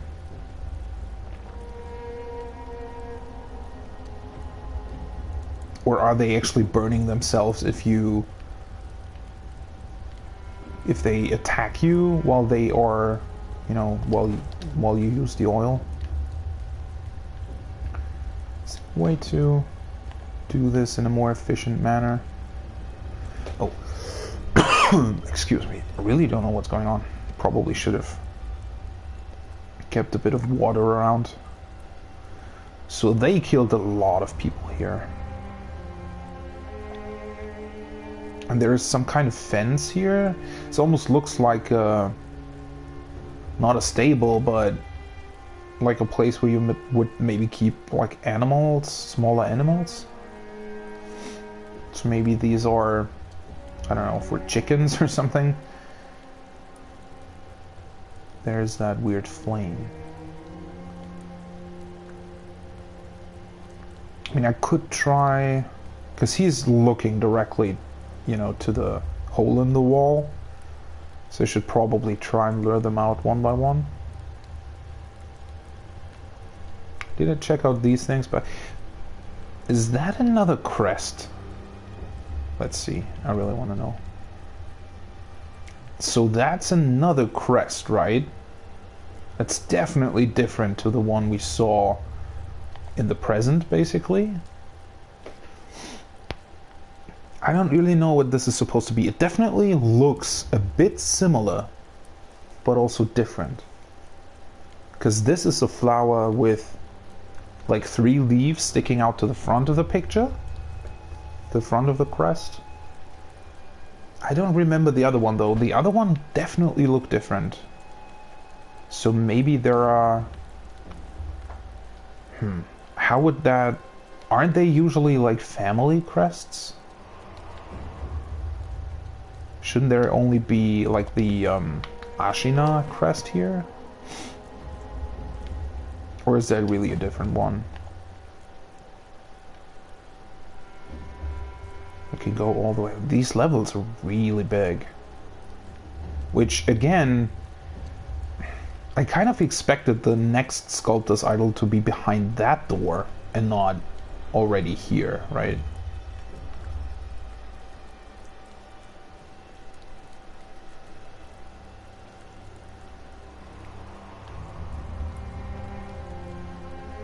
I don't think there is anybody else here, actually. I mean, over here probably, but not right here. So there's like a small courtyard. There is... That's definitely an item. And you can sneak through the house, it seems. Or I could just go into the roof and kill them. I don't know. One of the things that I kind of don't want to try is throw ceramic shards and, you know, then not being able to kill them.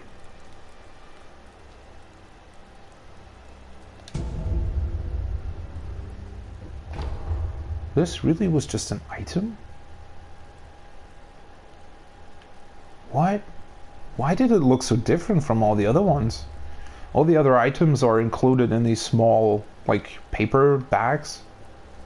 And this was like a flame.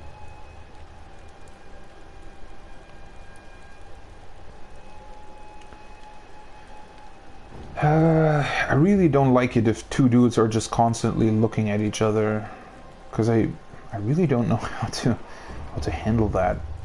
Maybe I should just try and actually try and go through the building. There's a big branch over there. Holy hell, that's a huge tree. Wow. Let's just drop down here. I want to check out this courtyard.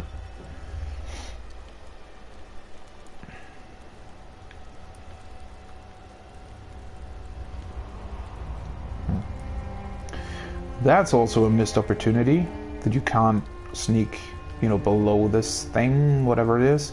I mean, this definitely looks like a place you would keep animals, maybe, so, you know, you can open it like this and they can slip under it.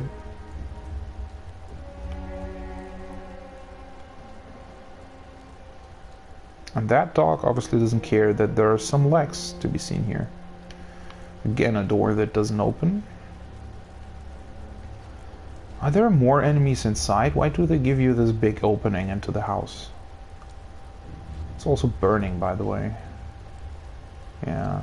But I guess all the destruction that's going on here, that's probably caused by the intruders, right? I don't think that it was here before. And they also hit an enemy here. Yeah, that's an enemy, and that's also an item. So there is an enemy in the house. That's good to know, I guess. Maybe even multiple enemies? He's even patrolling. Seems like. And this is...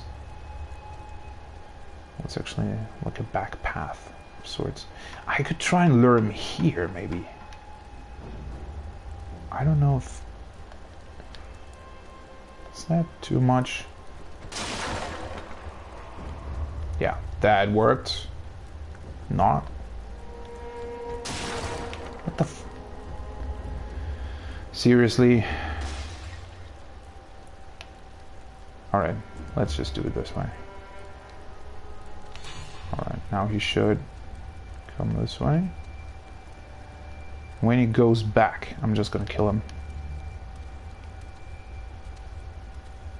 Is he even coming around the corner? Or is he just... I think he is, actually.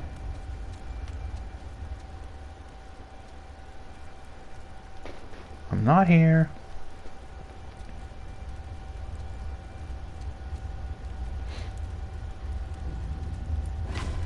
Oh, of course. Damn it. What the hell? What the... What was...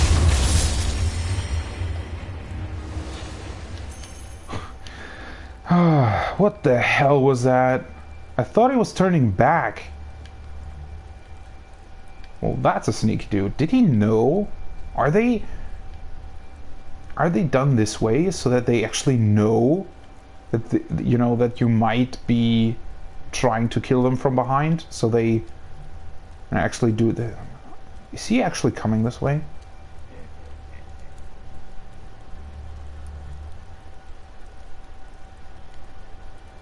Turn around. Turn around, yeah. That's interesting. That was really interesting.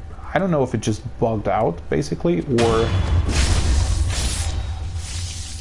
So that was the dude sitting in the corner in the house, I think, judging by his weapon. Even more dowsing powder. Why do you give...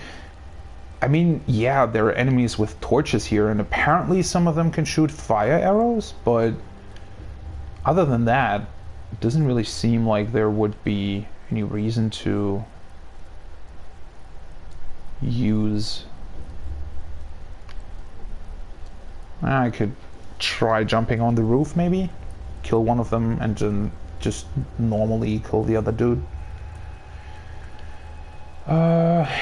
let's see here. So, was that guy actually patrolling around, or...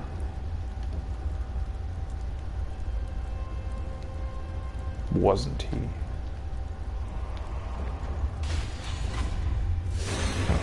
Seriously? What the hell? The guy I actually threw the ceramic shard to didn't see me, but the other dude did. He's trying to shoot fire arrows. Let's just go this way. I really don't care anymore. Let's kill the dude with the fire arrows first. If we can actually... what the heck? Where is he? Actually telling me I can... yeah, he's...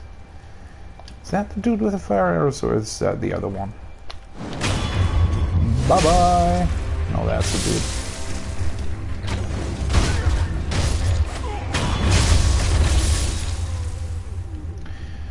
Yeah. I'm trying to do this almost too sneaky, I feel like. It's much easier to sometimes just kill them head on. Then again, you never really know, right? The problem is, like, much with the dude that was hiding back here. No, wait, not back. What the hell? This was the... yeah. Much like the dude hiding back here, you never know whether or not there's, like, somebody hiding, like, in a corner somewhere you didn't see before, and they become a really big problem once you start fighting.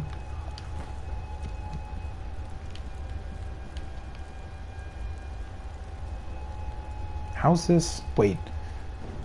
No, this is actually... I thought that it was, like, elevated so that animals can pass through, but it's actually elevated because there's this, like, veranda thing. This porch. Wait, veranda? Is that even, like, an English word? Porch thing. Here. And this is probably... for animals? I'd assume?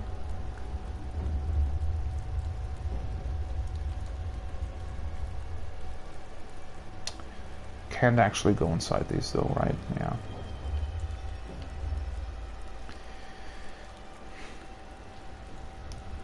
But they really killed a lot of people. So these look like the samurai that would normally defend this estate, right?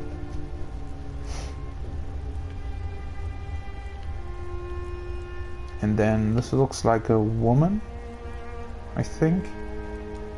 Probably a servant. Man, they actually... what? I actually did a number on this place. Oh, I think I just... I just...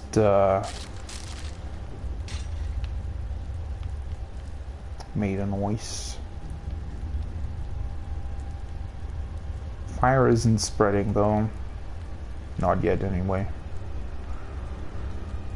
Yeah, they really killed a lot of people here. There's like an oven or stove. So they probably... that's like a fireplace. I really like these fireplaces, by the way, these Japanese ones. Oh, sorry, dude. You know, having like a fireplace like this, we can hang a kettle and stuff, and I don't know, for some reason I really like that design. It just looks so comfy, right? Like imagine, you know, brewing your tea and the fire slowly like burning under it, and you're sitting next to it, and you know, on that small like desk there, and writing something, and you know, it's just really, these homes look so comfortable. I mean, it's completely destroyed now, unfortunately, but you know, originally it's just a really good design. I do wonder, I've never really checked if there's anything in these like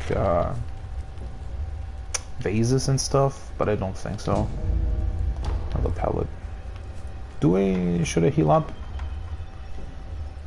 How much do the pellets actually heal now? I think it's a bit more than what I'm missing. Alright, so there was a dog on the other side, right?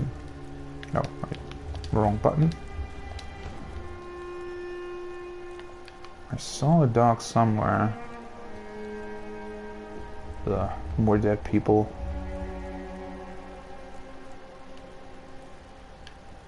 I mean, imagine how many people would live here, right? Bye-bye. Wait, what? Oh, it's another dog. Yeah, he would probably notice that. Do I want to kill the other person? Could try. I would maybe go back here. Ooh. Is he turning back? Where is he anyway? What the? Is that a guy sleeping right there? Yeah, he is. And he's snorting. That's funny. So there are 3 other dudes up there, and then another dude with a torch who's just going back right now. Oh, he woke up. Holy shit. Oh, is he drunk? Yeah, he is. Wait. Let me target him. What the? Another ceramic shard. Who noticed me? How the... What the... There's another drunk guy over there. How did they notice that? What the hell? I'm jumping like around like a crazy person all the time, and then suddenly they notice you. How does that work? Why is there a spirit emblem in this house? Is he going back? Turn back. So with the other drunk person, I can see 5 people right now. Holy shit! What did he do? Is he pissing? Relieving himself, I mean. All right, let's just go back onto the roof. Yeah. What the fuck? Who noticed me? Oh, the guy with the fire arrows. Oh, that's annoying. So, does that mean like the archers just have like supervision and they can see you from miles away? Because that would be really stupid. There's even another guy. So, wait, 4, 5, 6 guys with a drunk guy, I think.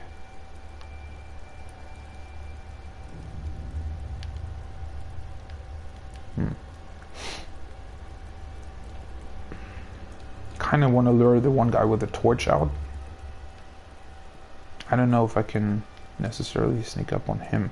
Probably want to go around the roof on the backside, but I don't know if the archer guy just notices me again. Oh shit. Yeah, I didn't want to do that.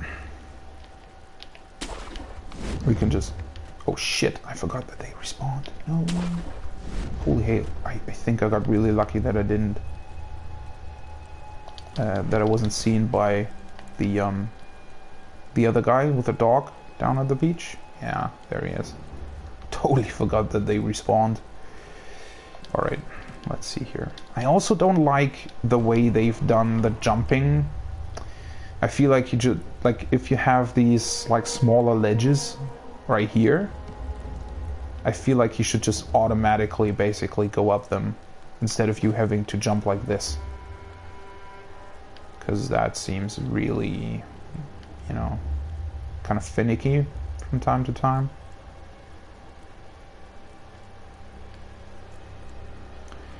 So there's the drunk dude. Fire arrow guy didn't notice me right now. There is another fish, by the way. I killed him, right? I killed the dogs. Let's see here. Maybe this is the better way to do this. Although I should probably kill one of the torch guys first. These? Do you think I would be able to eavesdrop on them if I wasn't... oh, there's another dog. And another guy. What the hell? How many guys are there? If I kill the dog from this point, though... There's the drunk guy. I think he's probably luring you to this side. This seems like a situation you would be able to eavesdrop on if you got to them without being seen. Should probably try that if I respawn the enemies. And then this seems to be the only path that leads up, and then you can probably unlock the big gate in order to not have to do this area again. Let's start with this guy though. How do I do this? Probably want to jump down and then try and hit him with a ceramic shard. What the? What? Oh. Wait. Was that the dog that I just saw like way back? At the where the guys were standing around the fire? Because if it was, like, his patrolling route must have been pretty big. I don't know why the other guys aren't, you know, following him though.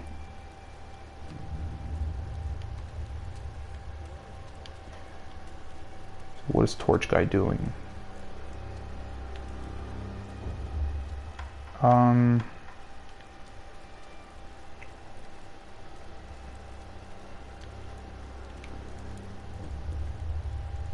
mean, at least I killed him. Oh, whoops.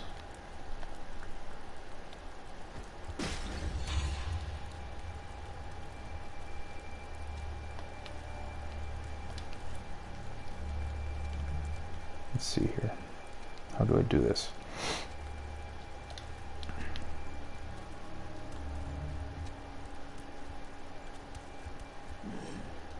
I swear, if he's turning around again. But, I mean,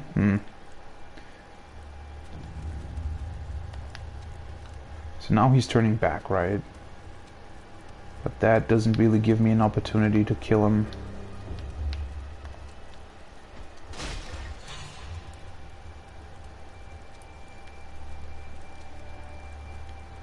Wait. Yeah, that guy shouldn't be able to see me. Maybe you can just throw in another ceramic shard. Like this.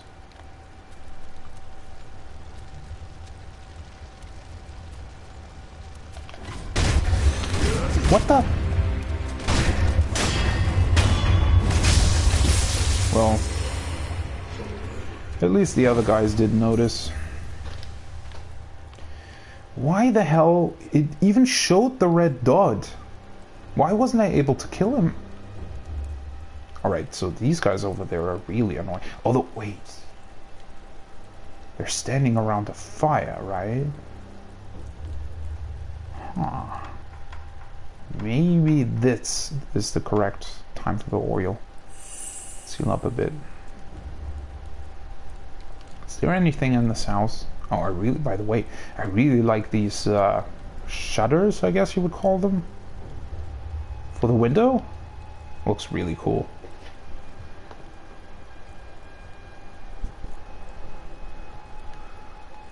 Alright, let's see here. Where's the drunk guy anyway? He's probably just coming back right now. Wait, the oil. Can I set them on fire? Oh. 火吹き筒とはよく言ったものよ。景気づけにはぴったりだ。ちぐいね。新規臭い田舎屋敷。せめて最後くらいはパーッとね。Huh. Wait, what is... Oh, those are items, right? Nothing else? So, if I do this...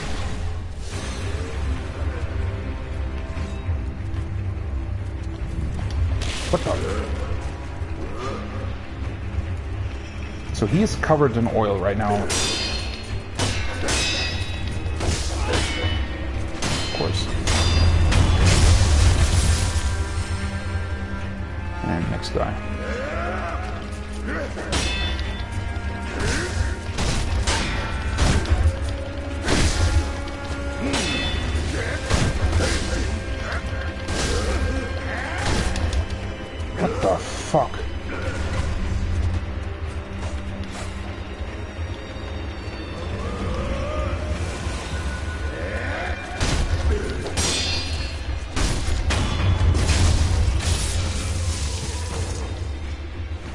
annoying to fight.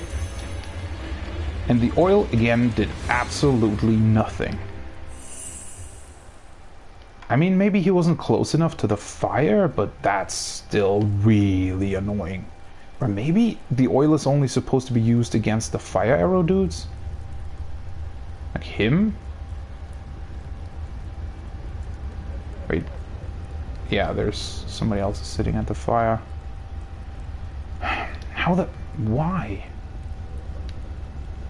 Wait. Let's see if I can target the... Can I target the guy sitting at the fire? And then... Yeah.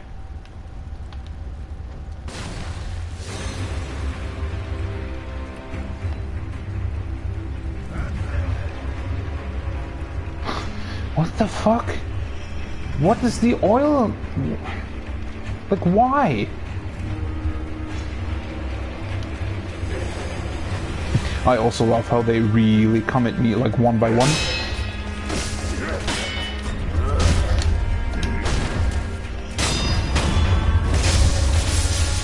Well, at least I did that correctly. Why the heck are they coming at me one by one? Why? That doesn't make any sense at all. Wait, let's just kill this guy.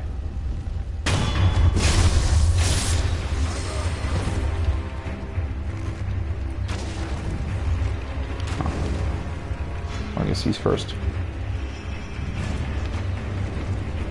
And the fire arrow guy isn't even trying to shoot in my direction. He's just standing there shooting.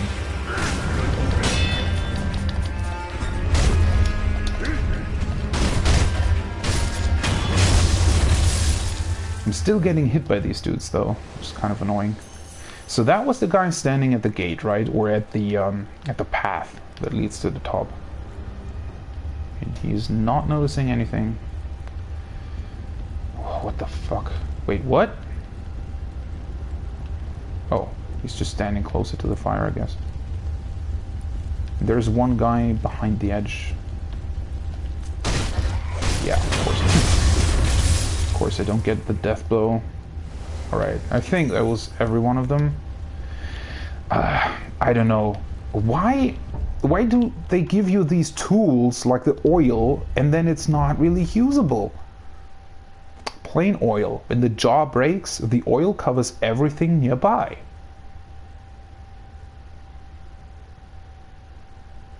Maybe it is like an item that is to be used if like maybe there is something where I can set my blade afire, like in Bloodborne. But again, like you would assume if they're standing around the fire that using oil would at least do something. I constantly find more dowsing powder, but they didn't actually... Oh, flame barrel! Well, there we go.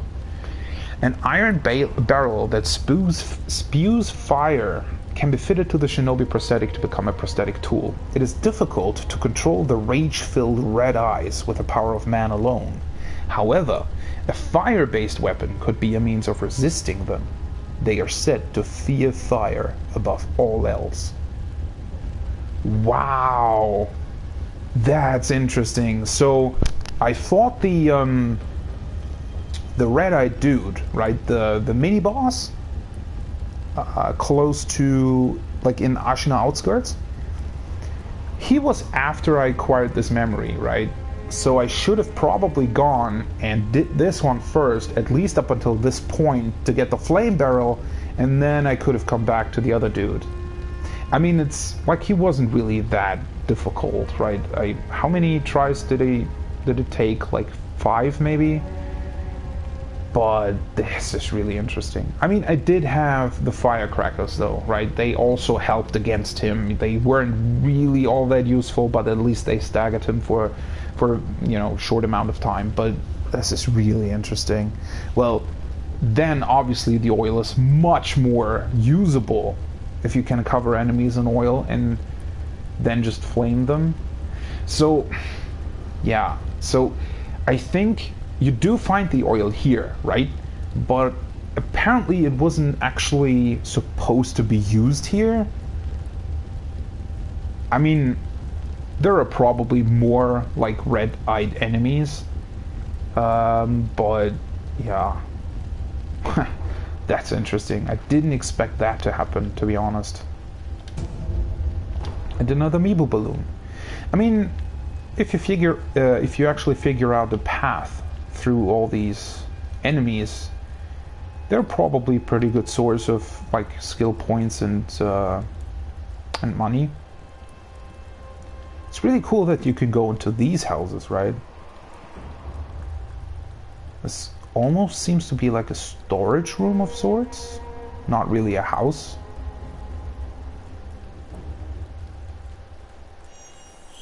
Oh, holy shit. The sound really scared me for a moment there. Although there is a like stove thing in here. So maybe it is a house?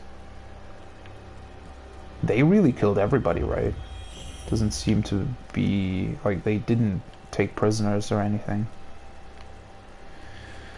So I guess like my previous assumption was pretty accurate, I suppose, that they are just patrolling these areas to see if like a shinobi or somebody tries to rescue the divine heir.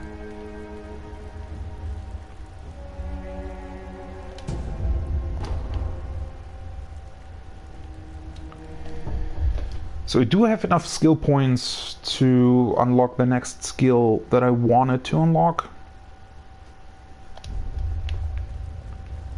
Yeah. I mean, I still have pellets, so it's, and I can resurrect, right? Let's see here. So unless there is like a red-eyed enemy appearing, I don't necessarily need the healing gourd, I think.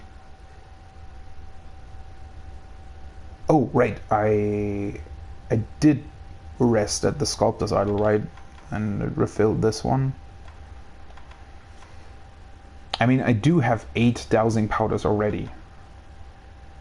I kind of feel like this was not a very useful purchase, to be honest. Unless there's like a boss enemy that constantly just only spews fire. Right, maybe I should have used this sugar, because I do have several of these as well. Just to make it easier to approach these guys. Then again, I mean, they weren't really all that hard, right? Because they were coming at me one by one instead of all 3 or 4. Wait, actually, there were like 6 guys here, right? I'm still kind of salty that I wasn't able to kill this dude that I lured in with the ceramic shard with a death blow. Right, wait, is there anything else that I actually want to use? I mean, I could just equip the, or maybe the sugar. Let's just equip the sugar for now and see if it's worth anything. The ceramic shards, they are useful, but it's really hard to lure an enemy where you actually want them to be, right? Because most of the time they do like come to the place where you threw the ceramic shard, or if you threw it at them, they kind of go where you were before, but it's never really a position that is useful for a stealth kill, I feel like. Can I just straight kill up? I think I'm just gonna kill him. What the? Why the fuck did it untarget him? I never expect like the second attack.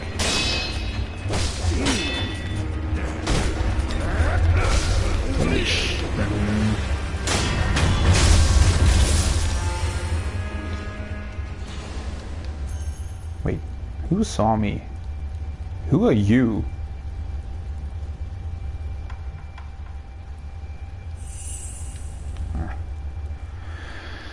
I don't know, it's really... I guess if you really want to go with the deflects, you kind of have to sort of scout them out first to see how many actual attacks they do. Is there someone standing there? I don't think so. Who are you?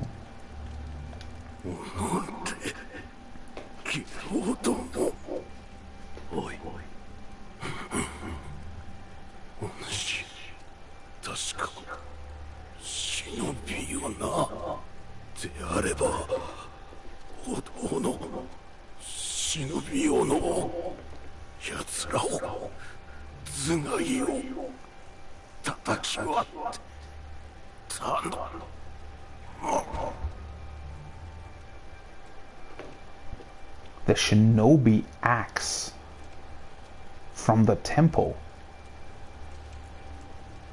I guess the temple would be the tower that we saw earlier from the cliff.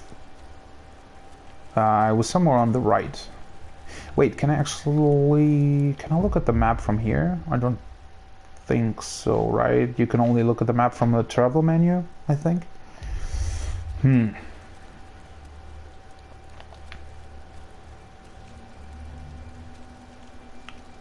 So this is... There are probably a bunch of enemies right here. Can grapple up. Oh, eavesdrop.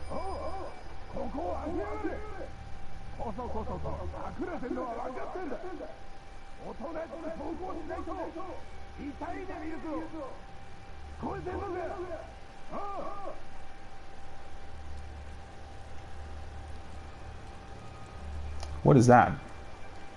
Wait.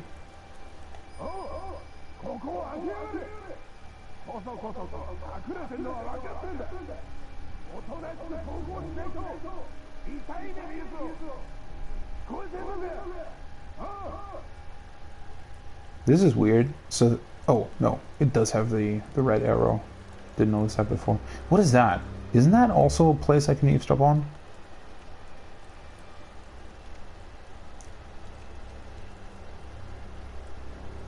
There is another dude right there, though. I think there was one down here. Who saw me? Who was that guy that saw me?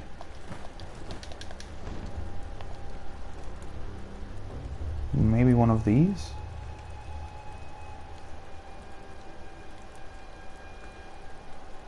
So, if they want to open up the gate, that means there shouldn't be any enemies in there, right? You can't really... So the tower was somewhere behind those trees, I think. Can't really see it from here, though. I could try and jump over there. Not really sure if I want to clear up this first. Are there only two guys here? Oh, sneaky bastard. They really did something with the enemy placement. Holy shit. This guy. Seriously, what are you doing here? I mean, I guess he's one of the best guards around because he guards a place that, like, nobody would think of. So, you know, he would see anybody trying to get in. But at the same time, this is, like, really weird. Yeah, of course. Alright, so how do you kill him?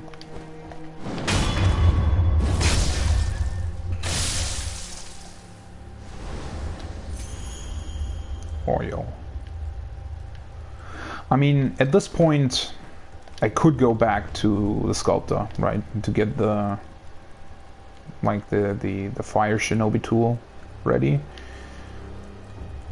So that I could use the oil.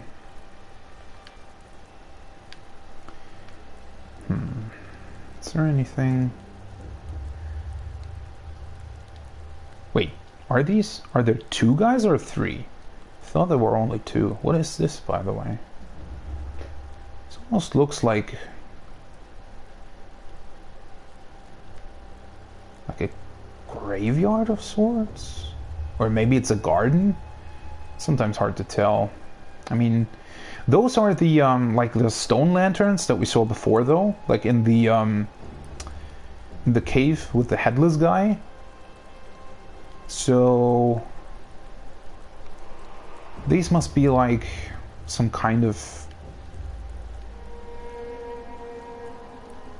They must be some kind of symbol for something, right? Like, either they're marking a grave, but it... Would they put like a graveyard back here? This doesn't really strike me as a place you would put a graveyard. Because with a fence and everything, like this also looks like an area for animals. Right? But maybe it's a shrine of sorts. And then over there is the door that I can probably open. And then we can also go over there as well. Holy hell, this area is huge.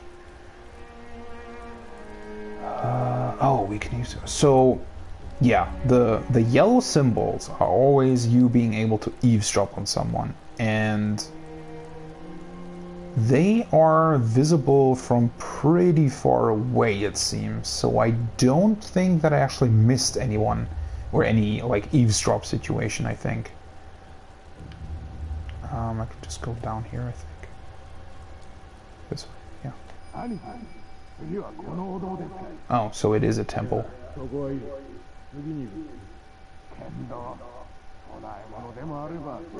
Juzo. Juzo?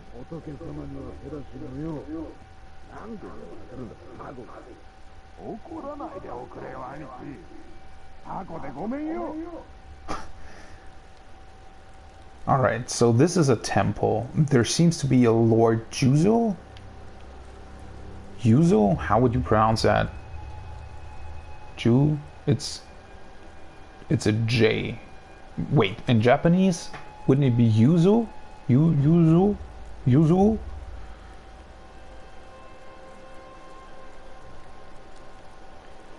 Is that... No, the door's open. Kind of want to get up on that roof. Although, might be able to go onto that roof as well. Ugh, I'm always... This is also, I don't know why they decided to have two buttons for jumping and grabbing onto ledges. Yeah, of course, I knew that would happen. Ugh. Only one of them saw me though, right? The other guy's just standing there completely oblivious to anything that was going on. Wait, did he actually run through the whole building in order to get to me?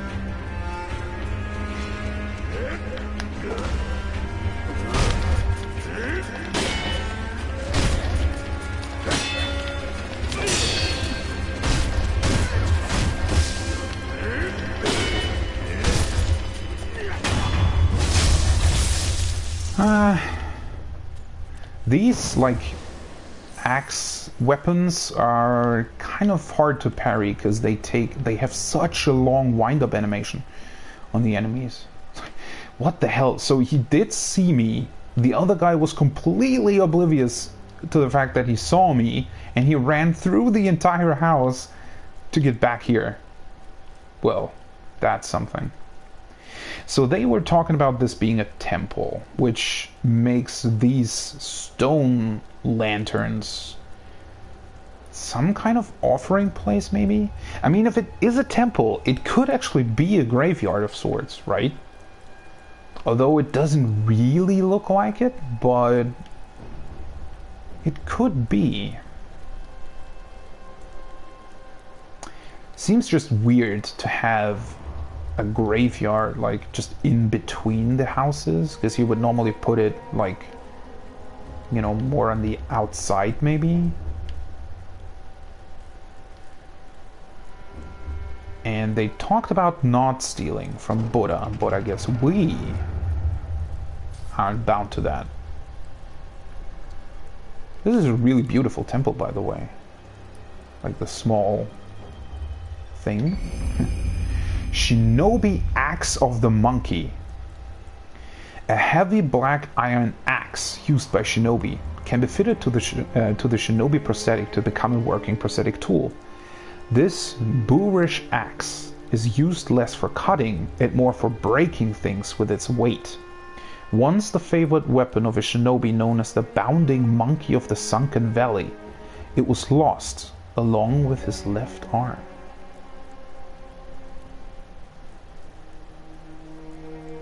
What the hell? So this is talking about the Sunken Valley. The Sunken Valley is the place where they mine the ore and where it's apparently like poisonous or something, because the antidote talks about it, right? And there was a shinobi now known as the Bounding Monkey of the Sunken Valley. Bounding, what does Bounding Monkey in this case mean? And he also lost his left arm, which is interesting. For breaking things with its weight.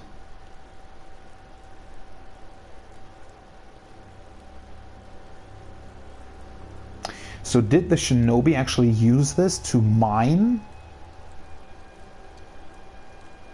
It's the only thing I can think of right now, because what else would require the weight of an axe? I mean, I guess you can probably use it for attacking.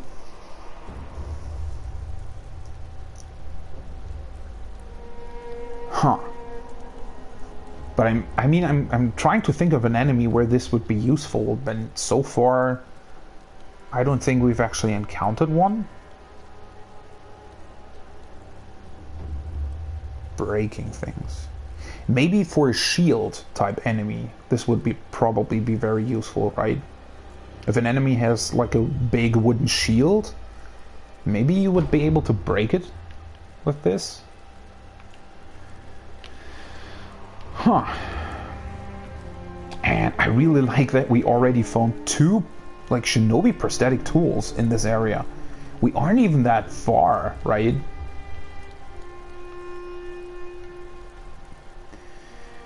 And also very, very interesting that they... Wait.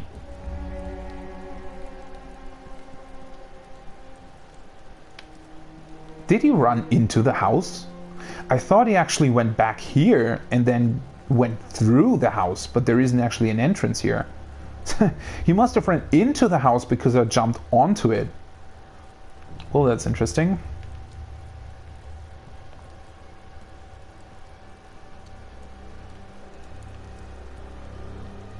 And another item.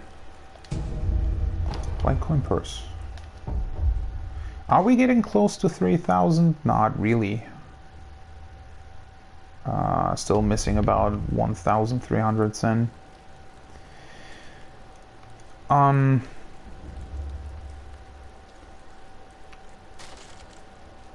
Yeah, it's really interesting. I mean, you get the memory of this place pretty early on, right? So there's only one mini boss in the Ashina outskirts, and then you're in the area where the timid maid is, right? Then after that is the guy with the big gun, and I think after that you are close to the sculptor's idol with the rooster, right? And that's where the big red-eyed dude appears. So, assuming you would go into this memory before fighting the red-eyed dude, you do get a lot of upgrades or useful things in here, I guess. And so far, you know, if you're thinking of the reverse situation, I don't really think that I found anything that was particularly useful outside of the memory that I could use inside the memory so far.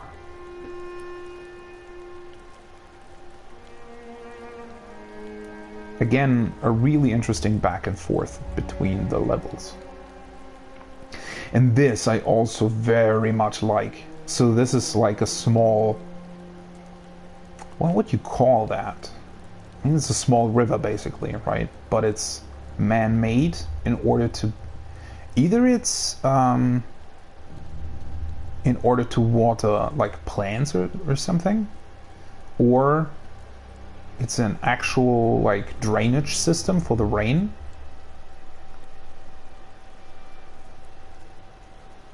And or it's used to get out like human waste, basically.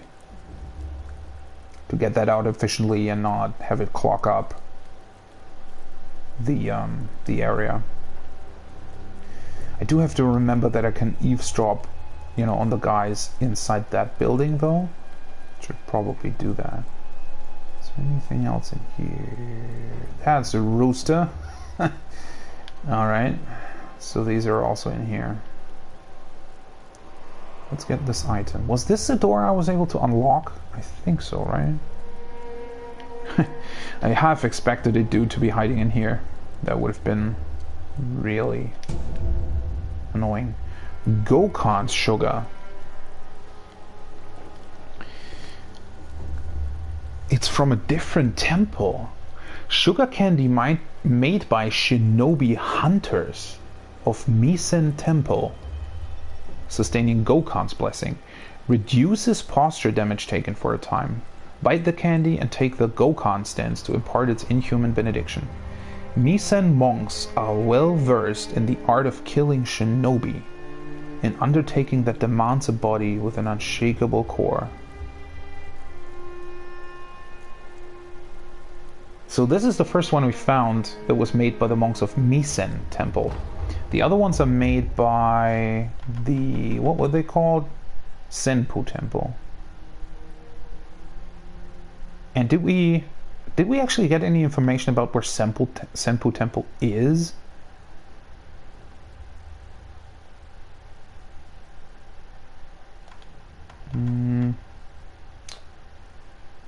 Short but adept assassins. So Senpu Temple has assassins, right? Which shinobi and assassins, guess it's kind of the same thing. Right, the Senpu Temple, those were the monks with a quest for undeath. And these are shinobi hunters. So you would assume that these thieves, these people invading the estate, are at least like working together with the Misen Temple, and they probably used this sugar to, you know, in case of a shinobi breaking in here, because they probably knew that Ashina has the shinobi, right? The dudes, one of the dudes that we found, you know, at the beginning of the level was one of the Ashina shinobi, basically. So they knew that those would come and try and rescue Lord Kuro. And that's why they brought the sugar, I guess.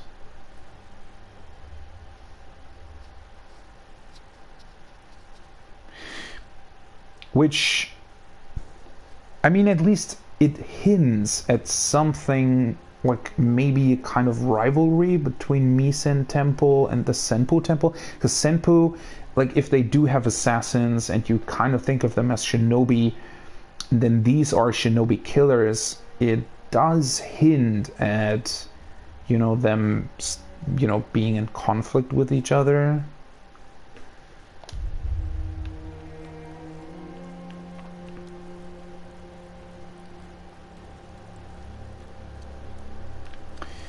And we can unlock this, which is also really interesting. So this is actually supposed to be a shortcut, I guess. So the sculptor's idol is up there. There's one dude hiding here, but I know that now. So if you're killing him without alerting the other guys, although I mean these two are standing really close, I don't know if that's possible. But then you could just, you know, go on through here.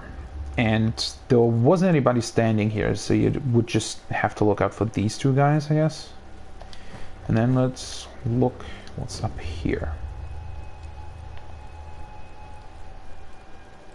There's another rooster.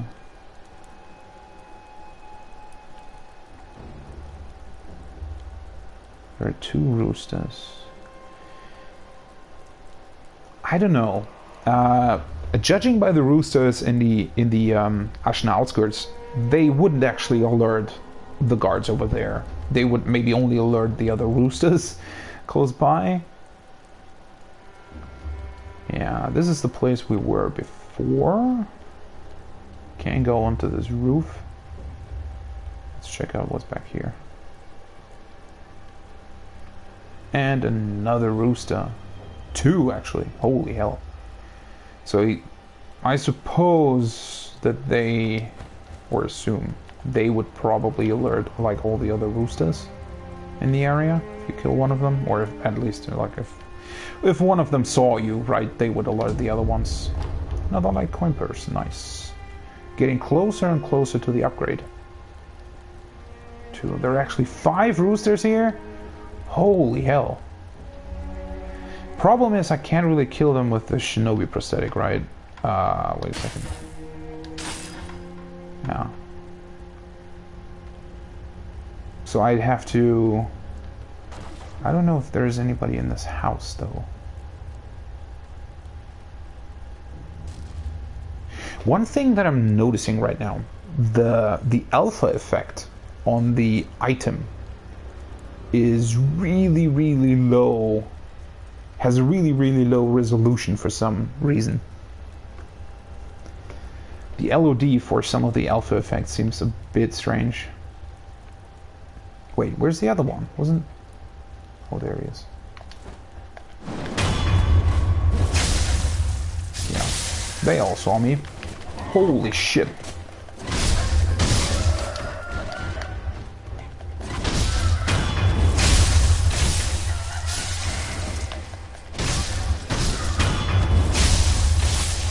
Wait, oh.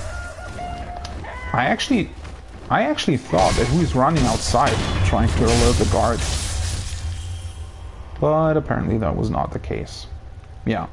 So as I suspected, they only alert the other roosters. They're not actually alerting any guards. Which is still weird to me. Like, when I first saw one of them, I definitely thought that they would alert like anybody that's standing around the place, like much like the guys with the torches, right? They also alert anybody that's nearby, but the distance, like no matter the enemy type, the distance that they cover with their alert doesn't really seem to be all that big.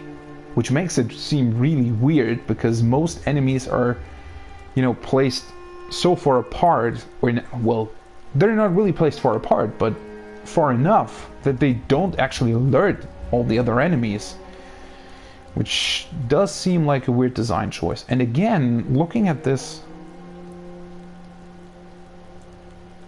I think they decided on a really low resolution for the alpha effects if you're not zoomed in.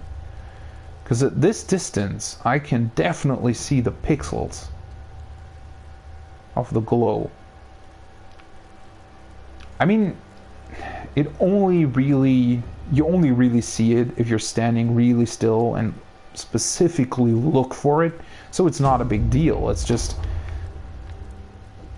kind of a strange decision, because like all the flames in this area are also alpha effects, right? And they are definitely higher resolution than the or maybe on the flames it doesn't really, like maybe it's just very hard to see that they are low resolution. Does seem like a weird choice though. But I guess they probably just wanted to the frame rate to be as stable as possible.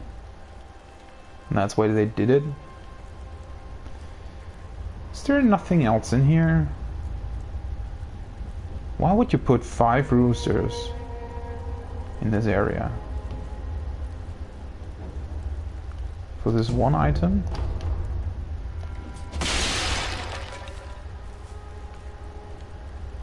Ooh, huh. That's weird. What is this anyway? This also seems... yeah. So they actually seem to have these small, you know,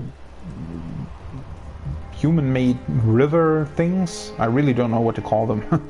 But, yeah, they seem to be fairly advanced in how they live in this place.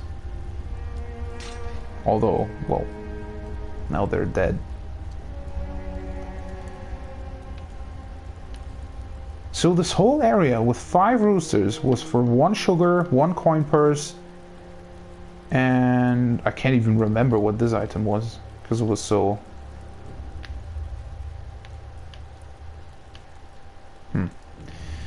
Can I... Oh, wait. I jumped onto the fence.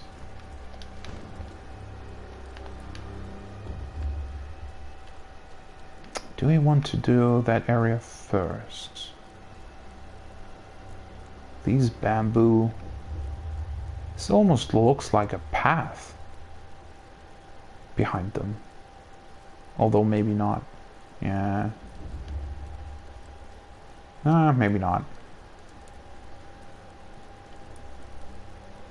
Is there anybody here? I don't want to alert the other guys. The door's actually closed, so I don't think that happens. Oh, wait, what? Who are you? I can talk to him. Is that the merchant? Oh, these look beautiful.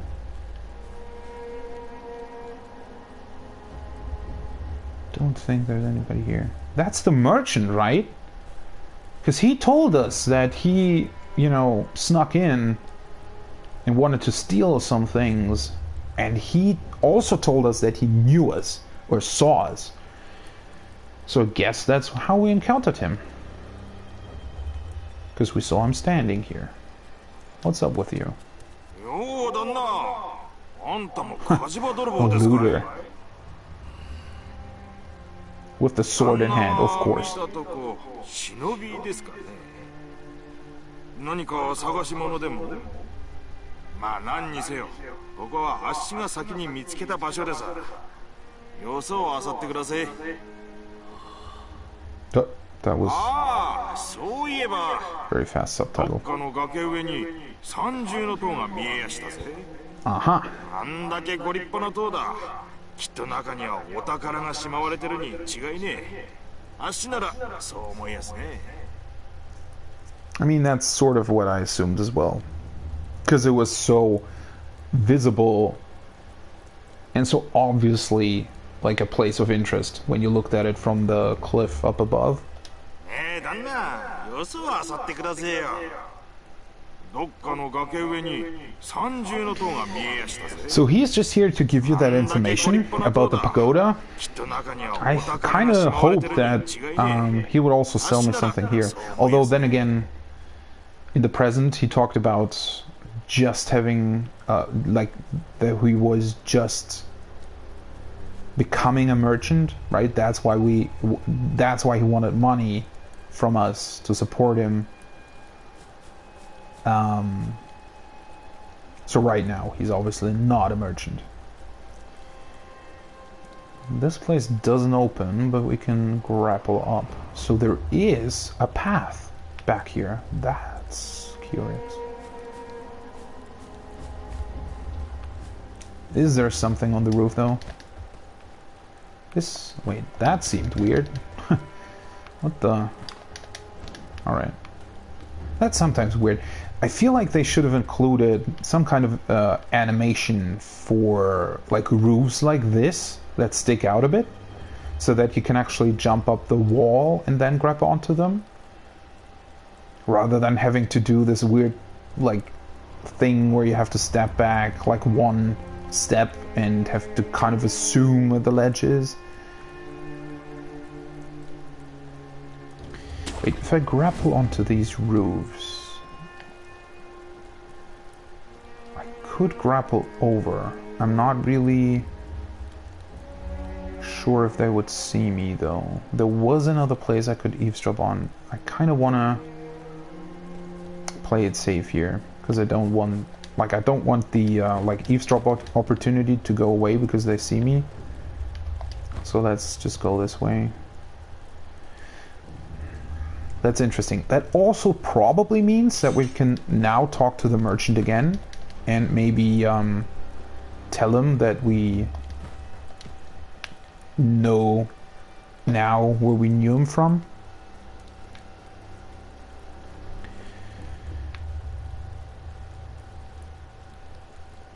That's a window, right?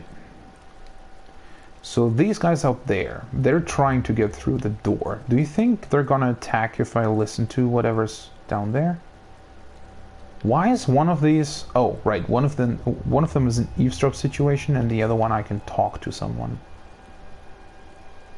So they have actually barricaded themselves and apparently haven't been killed. Which makes me think that maybe the attackers weren't actually... They aren't... or haven't been here very long. Maybe. Or they just rushed through to get to the actual estate. So this is like a bamboo forest, right? Oh, looks pretty cool. Let's see here. There shouldn't be any like enemies in here.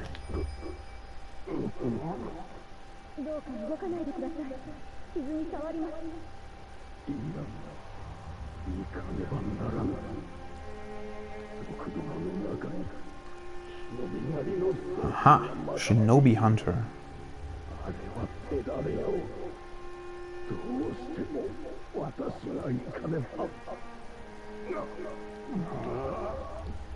Probably the guy who brought the sugar.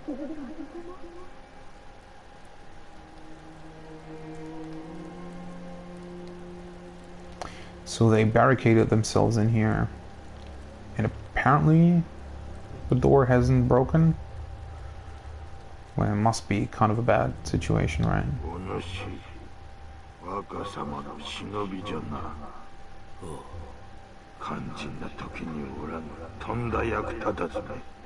That's true.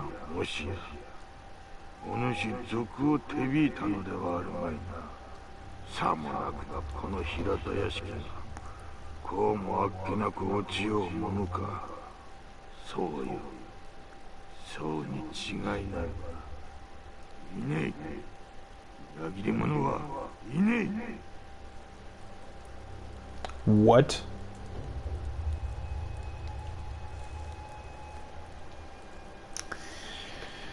Huh.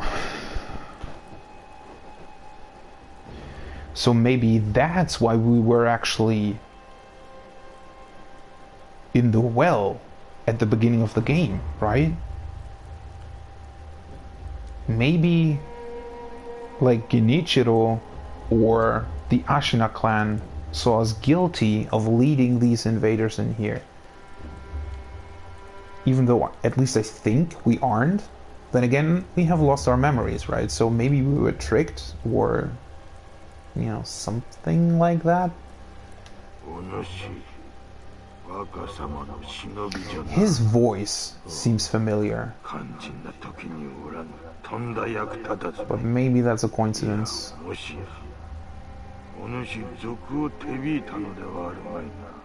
I was first thinking of the sculptor, but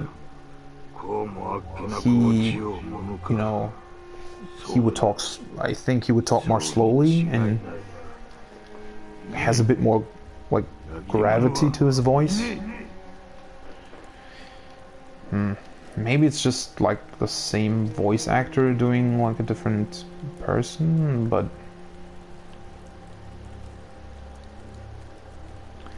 So there's nothing else back here, right? The roof doesn't really lead anywhere.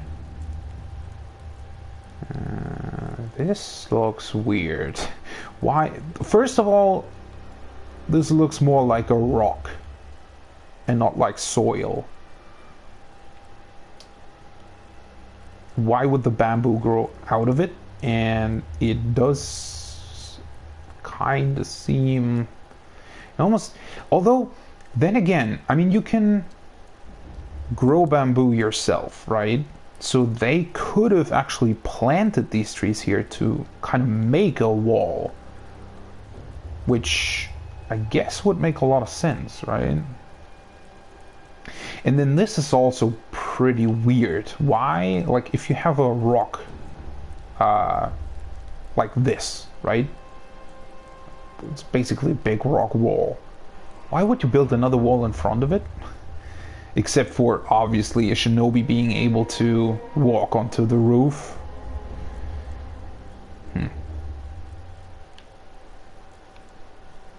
Alright, so there was another window here. But yeah, that was very interesting information. Because it does suggest that maybe this attack was the reason why we were imprisoned.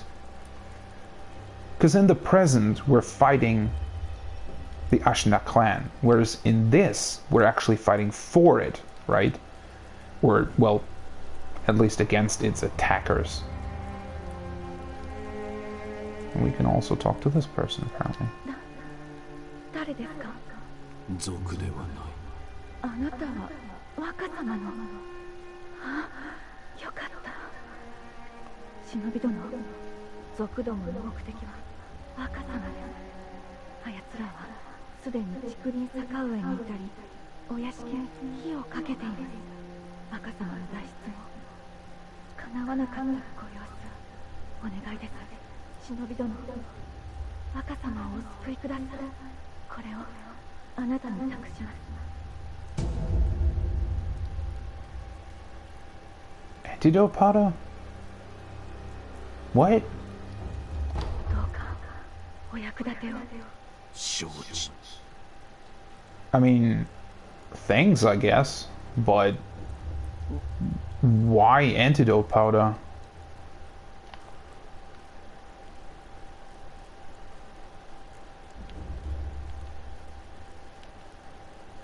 The antidote powder seems... I don't know. I don't know what to make of that. Because I've never... Like, I haven't encountered anyone actually poisoning me up until this point. But I have gotten a huge amount of antidote powder. Alright, so I guess that was everyone.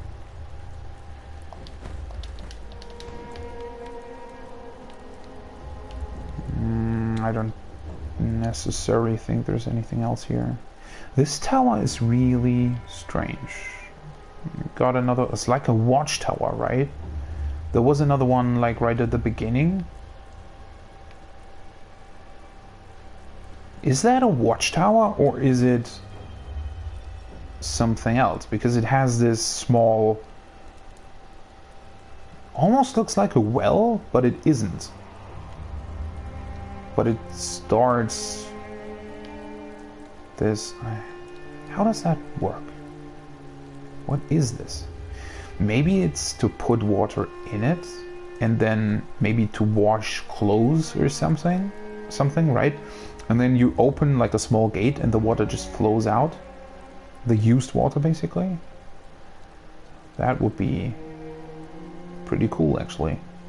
This, I mean, you could probably use it as some kind of watchtower, but the placement is really weird. So I'm thinking it was maybe more like a storage thing. Because at least in Europe, I do think they stored like grain as high as possible because the rats weren't really able to get to it, right? Wasn't there something to that extent? So maybe they did the same thing here, where they stored like grain and food up in the tower, so that animals wouldn't be able to get to it. I really don't like this path. There are two guys standing right there. Can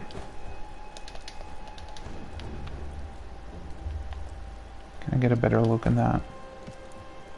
Yeah, this bamboo wall seems kind of weird, but let's see here.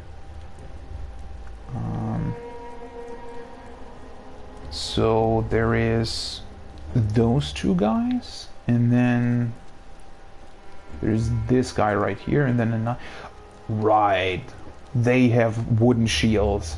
Okay, so those are dudes I suppose you can use the axe on. Definitely. I mean, you could probably also set them on fire, but the axe seems like a very useful thing.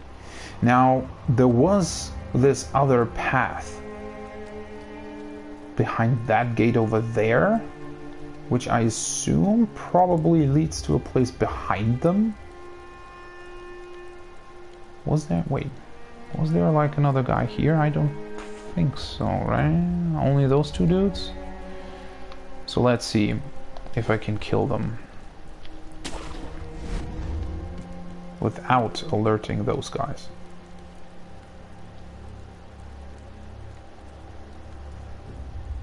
So he was a dude, he was like in the beginning, he was just standing there, right? And now he's moving. So let's wait for him to go back up, and then I'll kill one of these dudes here. Then the other one's probably going to attack me, but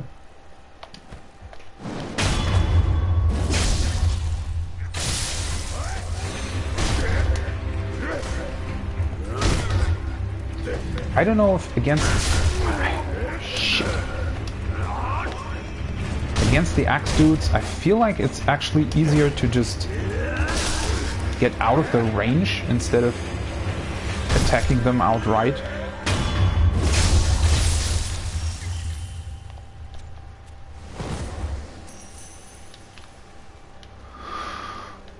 Hmm. 500, still missing a lot, unfortunately. Having only 3 healing gourds is also, for big areas like these. I mean, I did unlock the shortcut, right? I could rest at the Sculptor's Idol and then come back here. Kind of want to check the place out, though. I mean, it's much more fun just going through it, right? I don't really want to go back and forth the whole time. Is he... Let's see if he has other text. No.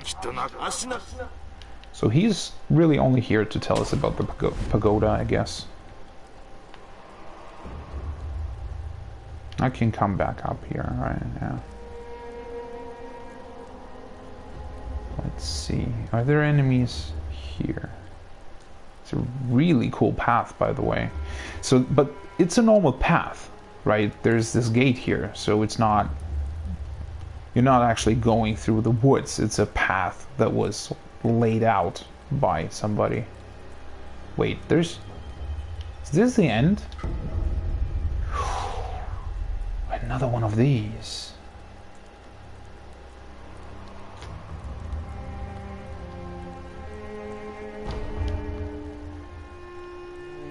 There is another item back there.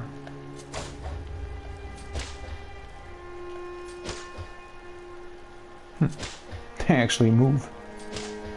That's weird. So there has to be another way to get to that place, right?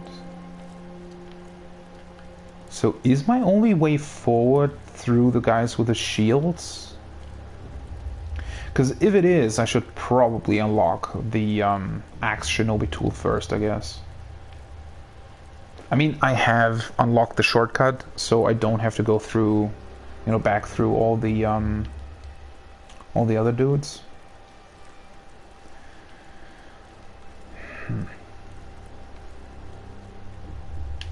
How would you get to that, though?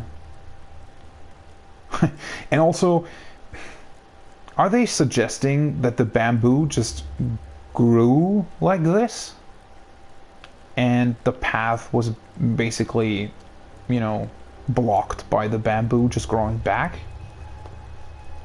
Is there... Wait, are there 2 items there?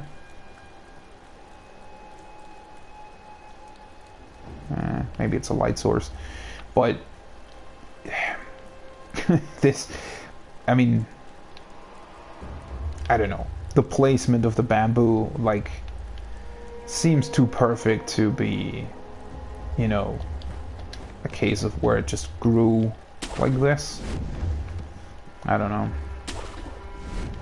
He's also, like, he's just standing there, basically doing nothing, almost like looking out for the loot that is potentially in the building that he hasn't actually checked yet, apparently. And I'm just, you know, running around this place and jumping the whole time in front of him. Has to kind of feel weird for him. I could try and lure one of the guys back here.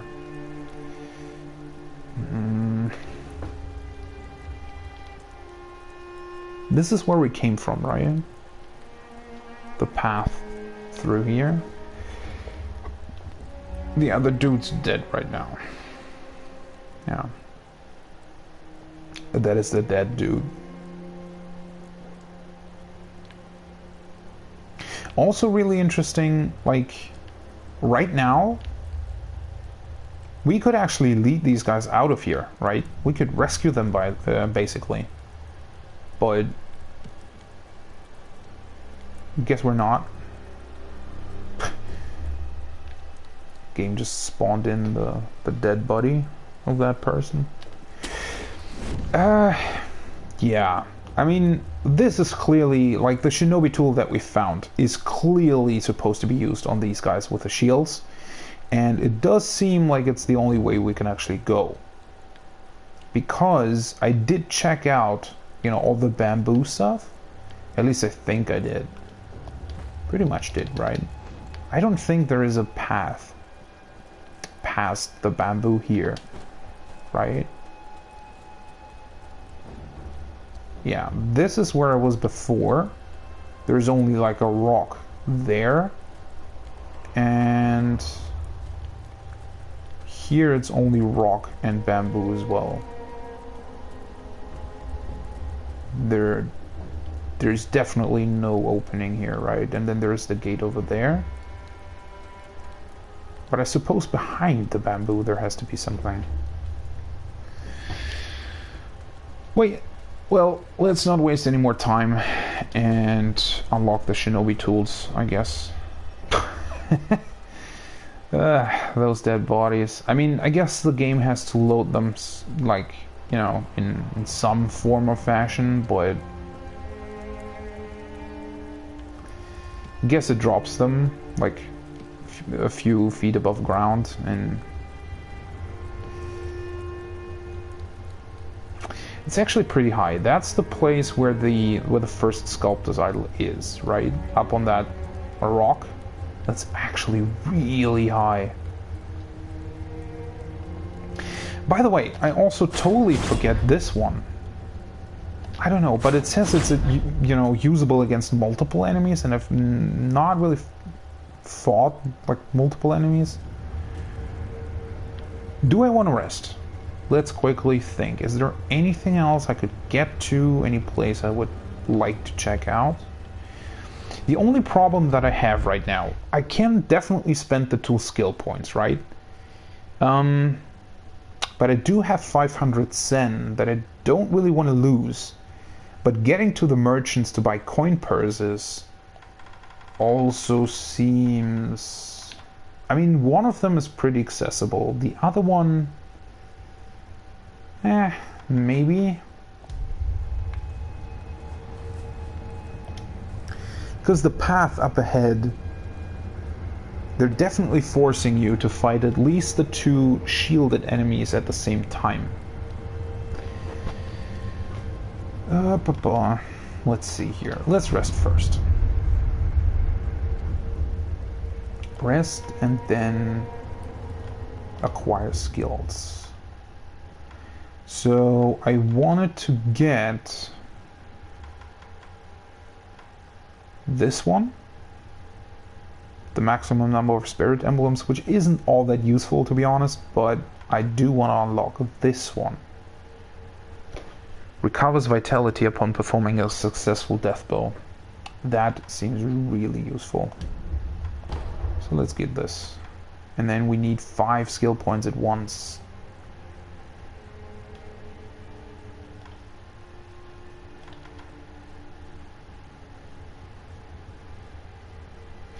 Right, this is also something that I wanted to get. So maybe I'll unlock this one first and then this one, depending on the area that I'm in. And the likelihood that I'm gonna lose skill points. Alright. Can't do any of the other things. Let's go back to the dilapidated temple. Did I want to... Right, I actually wanted to talk to the merchant anyway, because I know I now found him in the memory.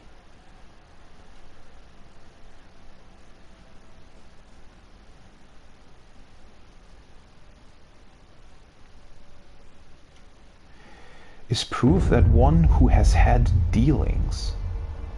That was also an interesting description. So the dragon rot spreads to people who deal with Wolf, meaning they interact with him, right? Huh.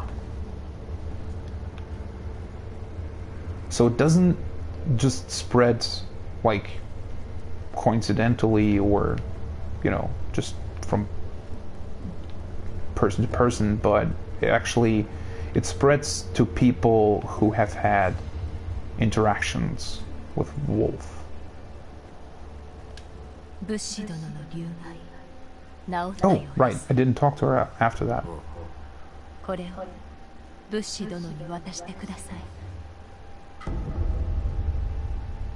Ashina sake. A bottle of Ashina sake given by Emma. Sake is a drink meant for sharing. While it does not contain water from the fountainhead, it is made from the purest of waters, and is a drink beloved by the people of Ashina.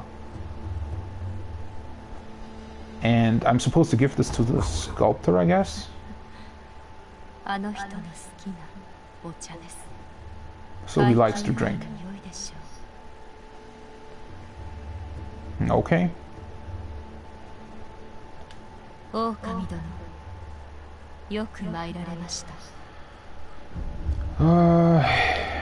Give drink. Wait, I can give her her own sake? That doesn't make sense.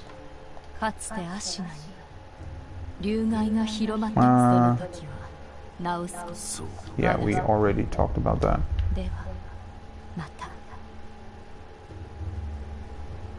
So I guess let's see what the sculptor has to say.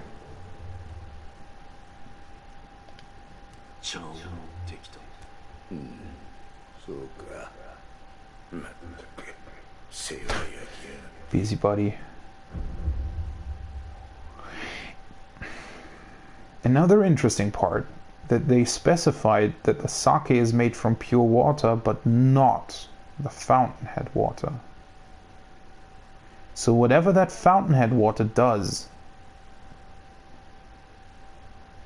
it seems to me that it's always something or some, you know, some magical thing. It's never just water.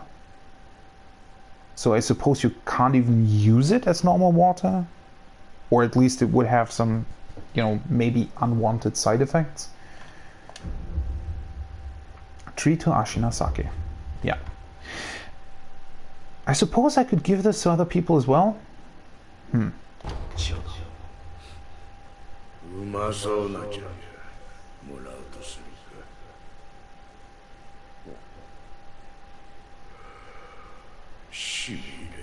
I do wonder whether or not I get more of these. Emma's father. That's Dogen, I suppose? Or is that somebody else? Dogen, yeah.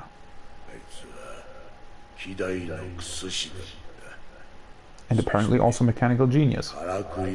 Yeah.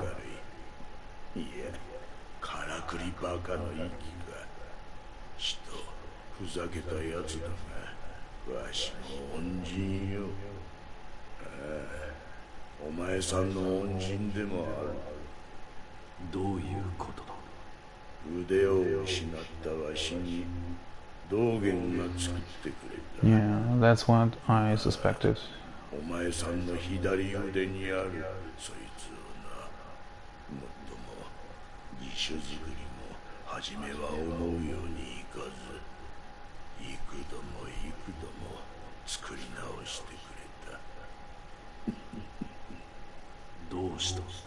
忍び義手をまともに動かす修練じゃと言ってな。エマにせがまれ、駒やら何やら掘らされたものじゃ。そうしたことを重ね、忍びの牙と呼べる代物となった。いわば忍び義手は道元の忘れがたみじゃ。忘れがた。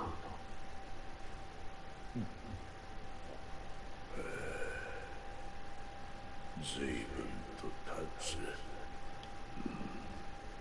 忍びを捨てたわしじゃが、それだけは捨てられなんだわ。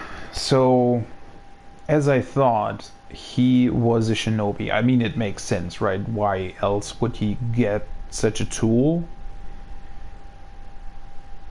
He lost his left arm. So, is he the monkey dude that the axe prosthetic was talking about? Because as far as we know, or the only person we do know apart from Wolf who's lost his left arm is the sculptor, right?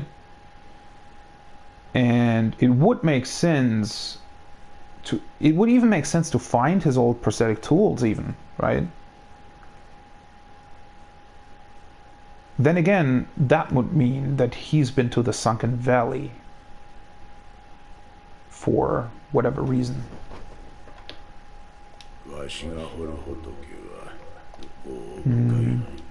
Yeah, he already said that. One thing that's interesting. Oh, right. This is also another thing I wondered about. So now that we cured the dragon rot, we can actually talk to him about the same topics that we had before. And one thing I was just thinking about, excuse me,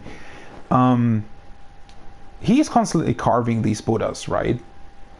And the way he talked about Dogen creating the shinobi tool, or the prosthetic arm, he tried over and over and over again. So I kind of imagine Dogen, sitting in a temple like this and just carving one arm after the other, and the whole room just littered with all these left arms that are, not yet really usable, and because he's not really found the one true solution.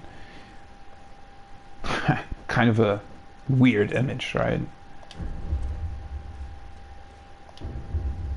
I do wonder though, he doesn't really talk about the tools themselves, right? So he wouldn't really answer whether or not the axe of the monkey is actually one of his original tools. Prosthetic tool loaded with a heavy shinobi axe. The strength of the loaded axe lies in its heft. One strike can easily turn a wooden shield into splinters or shred an enemy's posture. Very cool. Gonna use this to deal with the shield guys. Swing the axe down from above to strike an enemy. Destroys wooden shields. So, if we have trouble dealing posture damage, this could also work. Although it depends on how long the attack animation is, I guess. And then there is this, the flame vent, a prosthetic tool made from a loaded flame barrel. Cost spirit emblems. To use, deals fire damage to enemies via a short-range blast of fire, while also inflicting burn status. It is difficult to control the rage of those with red eyes through the power of men alone. They do, however, feel the flame above all else. This tool has the power to make them tremble. Yeah. Kind of want to try it out on the guy with the red eyes, but obviously he's dead already. Another thing I wonder... Oh, yeah, I was thinking about the headless guy and whether or not it would be whether or not he would be a dude with red eyes, but how are you supposed to have red eyes if you don't have a head? So, yeah. That probably won't work. And again, because we need the confetti to even attack him, or at least that's what the text suggests, I don't think that fire would necessarily do much to him.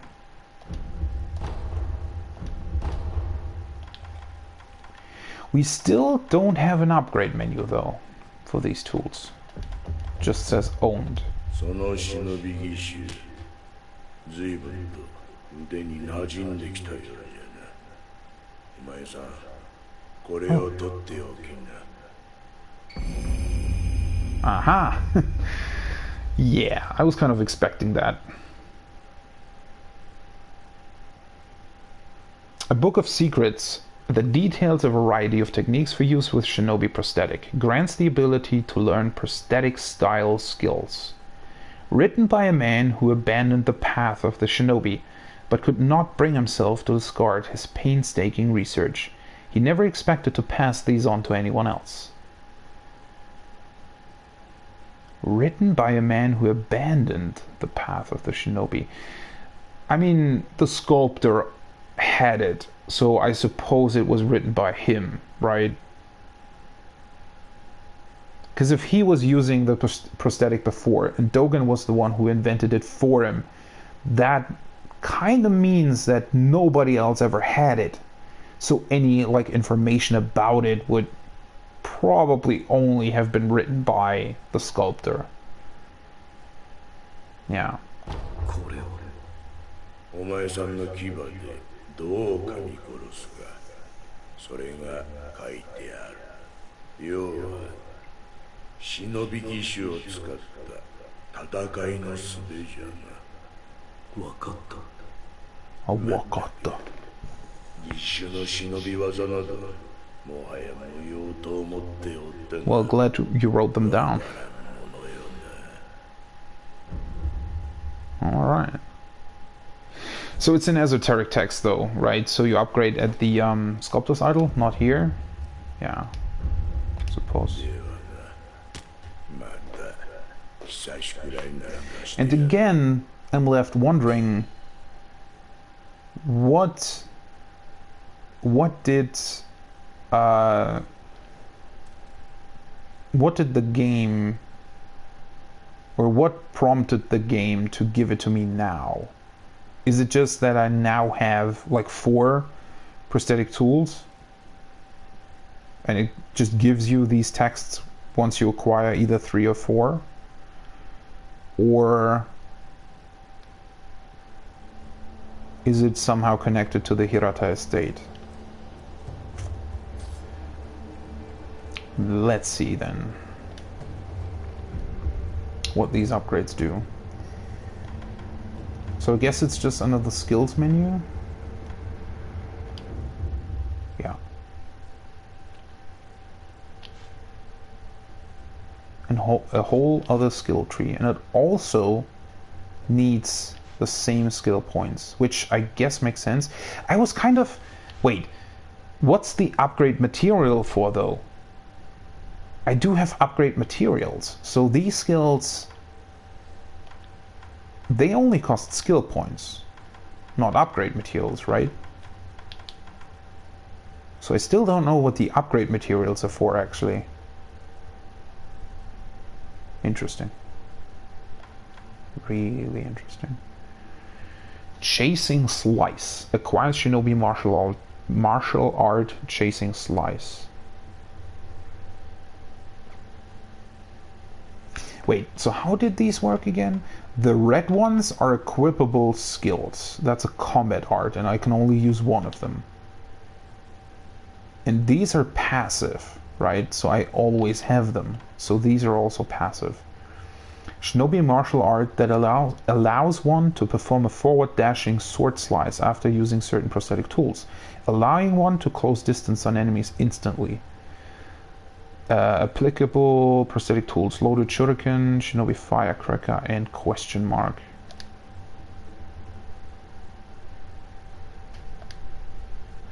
It's not after using the axe though.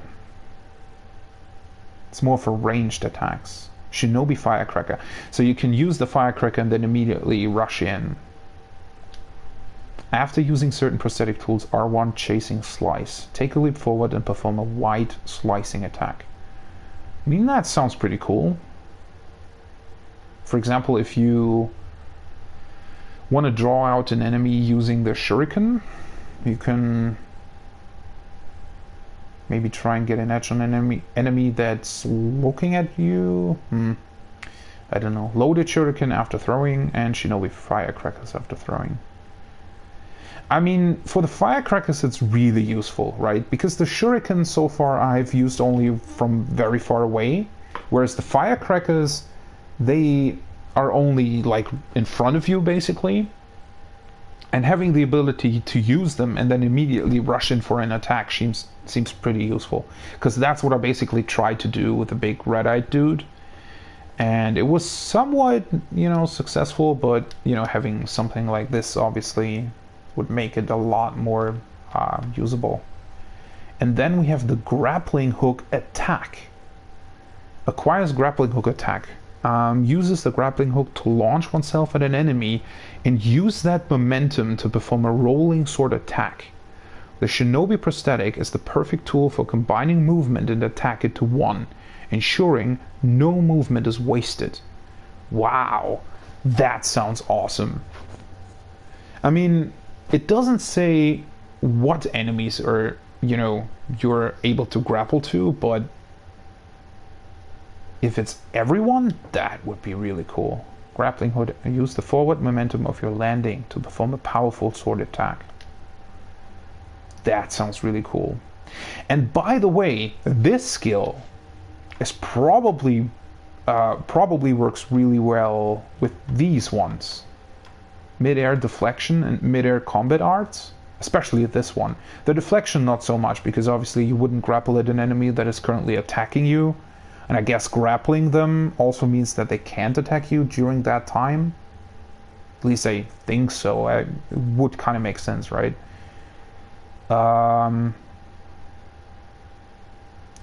and other projectile weapons deal additional, and this technique can serve to prevent that.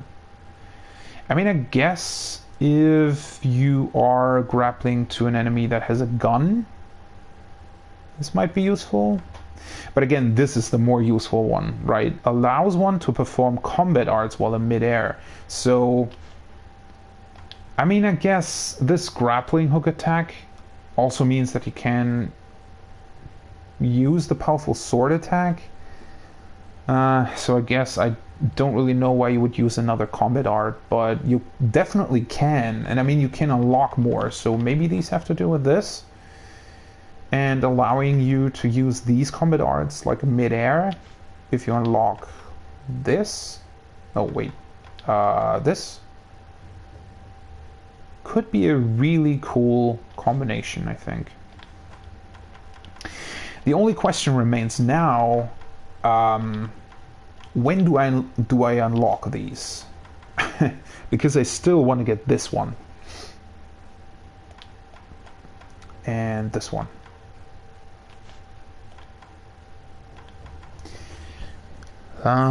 It's really hard to decide, right? Because these are, you kind of want to use your skill points in order not to lose them, right? But then again, I need 5 for this one. Alright, and now I want to go back to the merchants to see whether or not they have anything else to say. And also to acquire coin purses.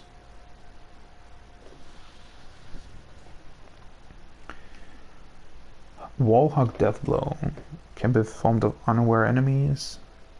Lie in wait for a passing enemy. Yeah, but doesn't really seem to work when you're. I mean, it showed the red dot, right? So I assume that it should normally work on most enemies. But it kind of didn't, so I don't know. By the way, the skill that allowed me to carry more spirit emblems, it only increased them by 1, which I kind of thought that it would increase them from like 15 to 18 or something, but it's only 1. That's, it's not a lot for 2 skill points. I mean, I needed it anyway, right, to unlock the other skill that I want to get, but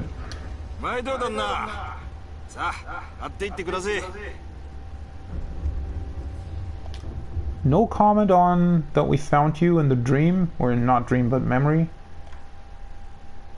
Let's get this.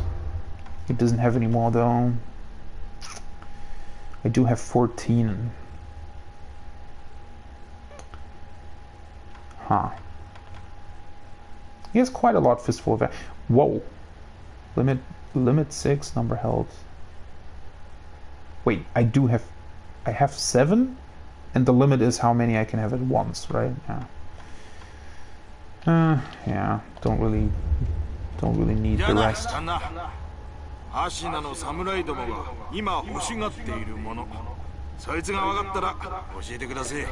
I still need to find out that one.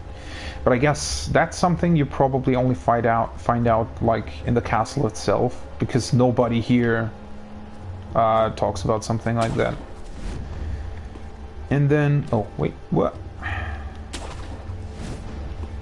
I also, let's get back here. I want to talk to the other merchant because I want to buy more coin purses, and also I want to see if the timid maid has anything new to say, because the dragon rod was cured, or if that doesn't really make any sort of difference. Antidotes. I mean, you can really farm a lot of items here, I think. I actually saw that this time.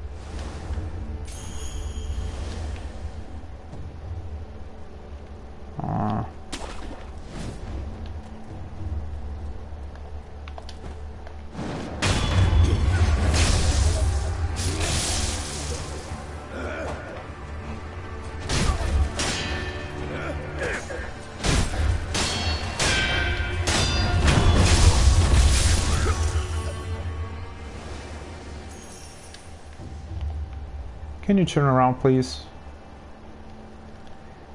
Oh, wait. He walks this way? Didn't he always walk the other way? I guess not. I mean, we can definitely see that the timid maid seems to be okay again, because she's standing upright. Who killed these guys? I don't know.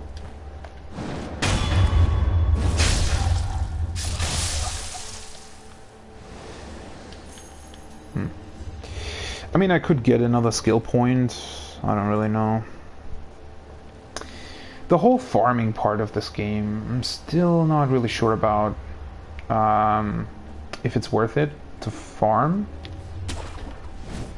I mean, the upgrades and skill points are nice, right? And obviously, you kind of don't know. You don't really want to lose skill points because you die to enemies. So I guess if you have like a lot of skill points, like 4 or something, you kind of could just farm for more rather than, you know, pressing on to the next area.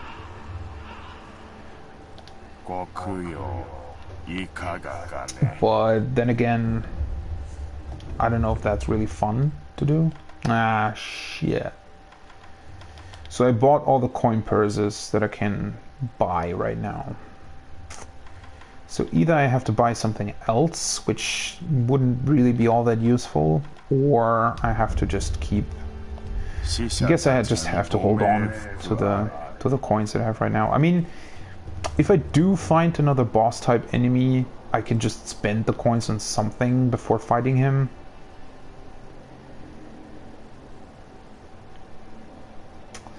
I could try and kill a couple dudes here. Wait, by the way, I should probably equip one of them. I mean, the flame vent, I think, is probably more useful against like actual red-eyed enemies. I don't think that it's that useful against normal enemies. I mean, this is literally just an axe stuck to the shinobi tool. So why that would actually cost spirit emblems seems a bit weird to me, right? Because with the firecrackers and the shuriken, the spirit emblems, you can kind of think of them as like, I don't know, like praying and getting like another, you know, another charge or something. Although, I mean, even that, I think the spirit emblems are mainly a gameplay element. It's really not supposed to be, you know, something that you actually think deeper on, I think.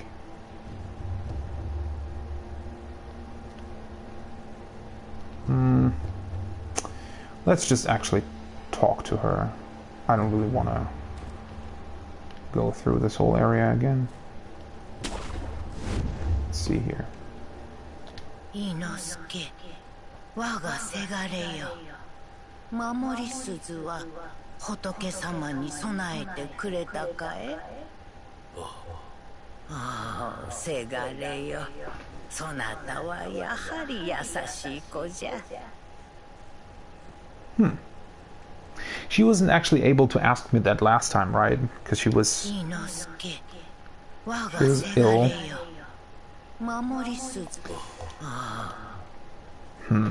Kind of hoped that we would get something else from her, but doesn't seem to be the case.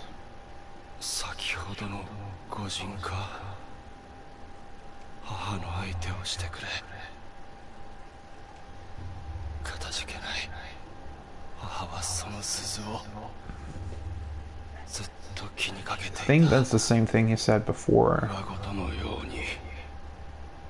Yeah, definitely.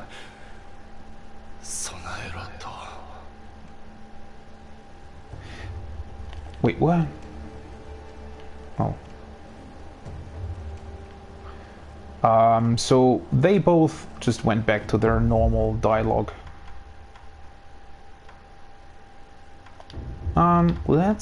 I want to take a look at the crest that he has. Wait, what? Holy, I didn't know that. You can actually zoom in. Well, that's great. Why didn't I notice that before? Ugh. That's unfortunate. But now I know, I guess.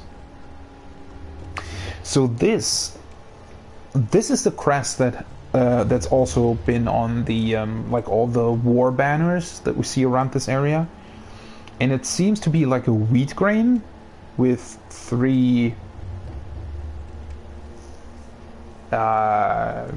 grains on it, I guess. Wait, what's the proper word for that? And then, you know, something spreading to the side. But the symbol that we saw, or the crest that we saw in the memory, was the one that was hanging on the buildings. Looked like a plant, and the leaves were. There were also 3 leaves, but then like one, I guess, blossom in the middle. But this is like a weed of sorts. I mean, both definitely have something to do with the number 3, but they are also definitely completely different crests, which, I mean, the Hirata estates, Hirata family, what is their actual relation to the Ashina clan?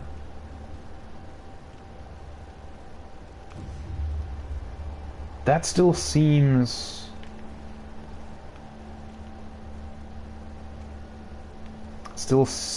like a weird thing that I haven't really figured it out yet.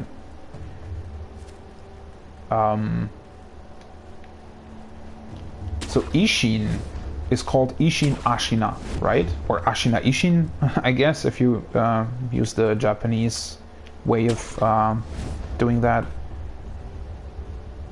And so he doesn't have Hirata in his name at all, right? So what is Hirata? What is the Hirata family? I suppose Kuro, the divine heir, is probably called Kuro Hirata, or Hirata Kuro. I assume.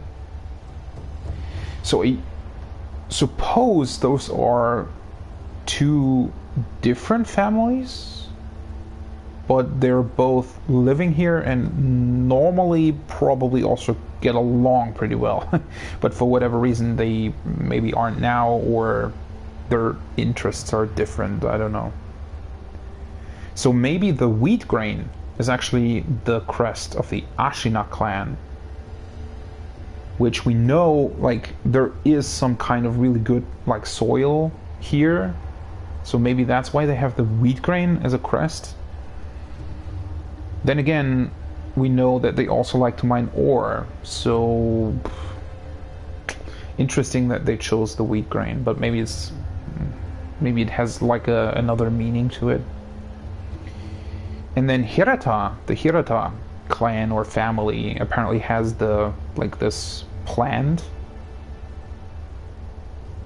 I don't know what kind of plant it is though. I don't know if there's like a popular Japanese plant that would, you know, grow in this area. We don't know anything about that yet. Maybe we'll find out later on. Yeah, so these caves down there, I explored them in the beginning today, and I explored all of them. The only part that's really left are the caves back there in the not the Sunken Valley, the Underbridge Valley. What's the correct name of that place? Underbridge Valley, yeah. But we definitely aren't finished with the estate. We unlocked the shortcut, and we unlocked the shinobi tools. So when we go back, I can definitely try and get the shield dudes, right? But for now, let's return to the dilapidated temple, and it's been a pretty good session. I mean, I've done quite a lot. Do I want to farm for some fish in order to get the scales for the combat art? Because the combat art that I have right now isn't really all that useful to me, so maybe unlocking another one would be the way to go. We could probably do that. I would actually like to maybe kill, like, at least some of the enemies in the Hirata estate again, just to get some skill points and some sen before moving on to... I mean, we got about 500 sen from all the enemies in the Hirata estate that I killed. So I would need to do that 2 more times to maybe unlock the upgrade from the merchant. I guess we'll see. Alright, I think I've done everything I wanted to do. So next time, it's Hirata Estate again, I guess. And the headless dude, yeah, I'm probably waiting on more divine confetti for that. Yeah. Alright, so this has been it. It's been really fun. If you have been, thanks for watching, and I hope to see you next time. Bye-bye!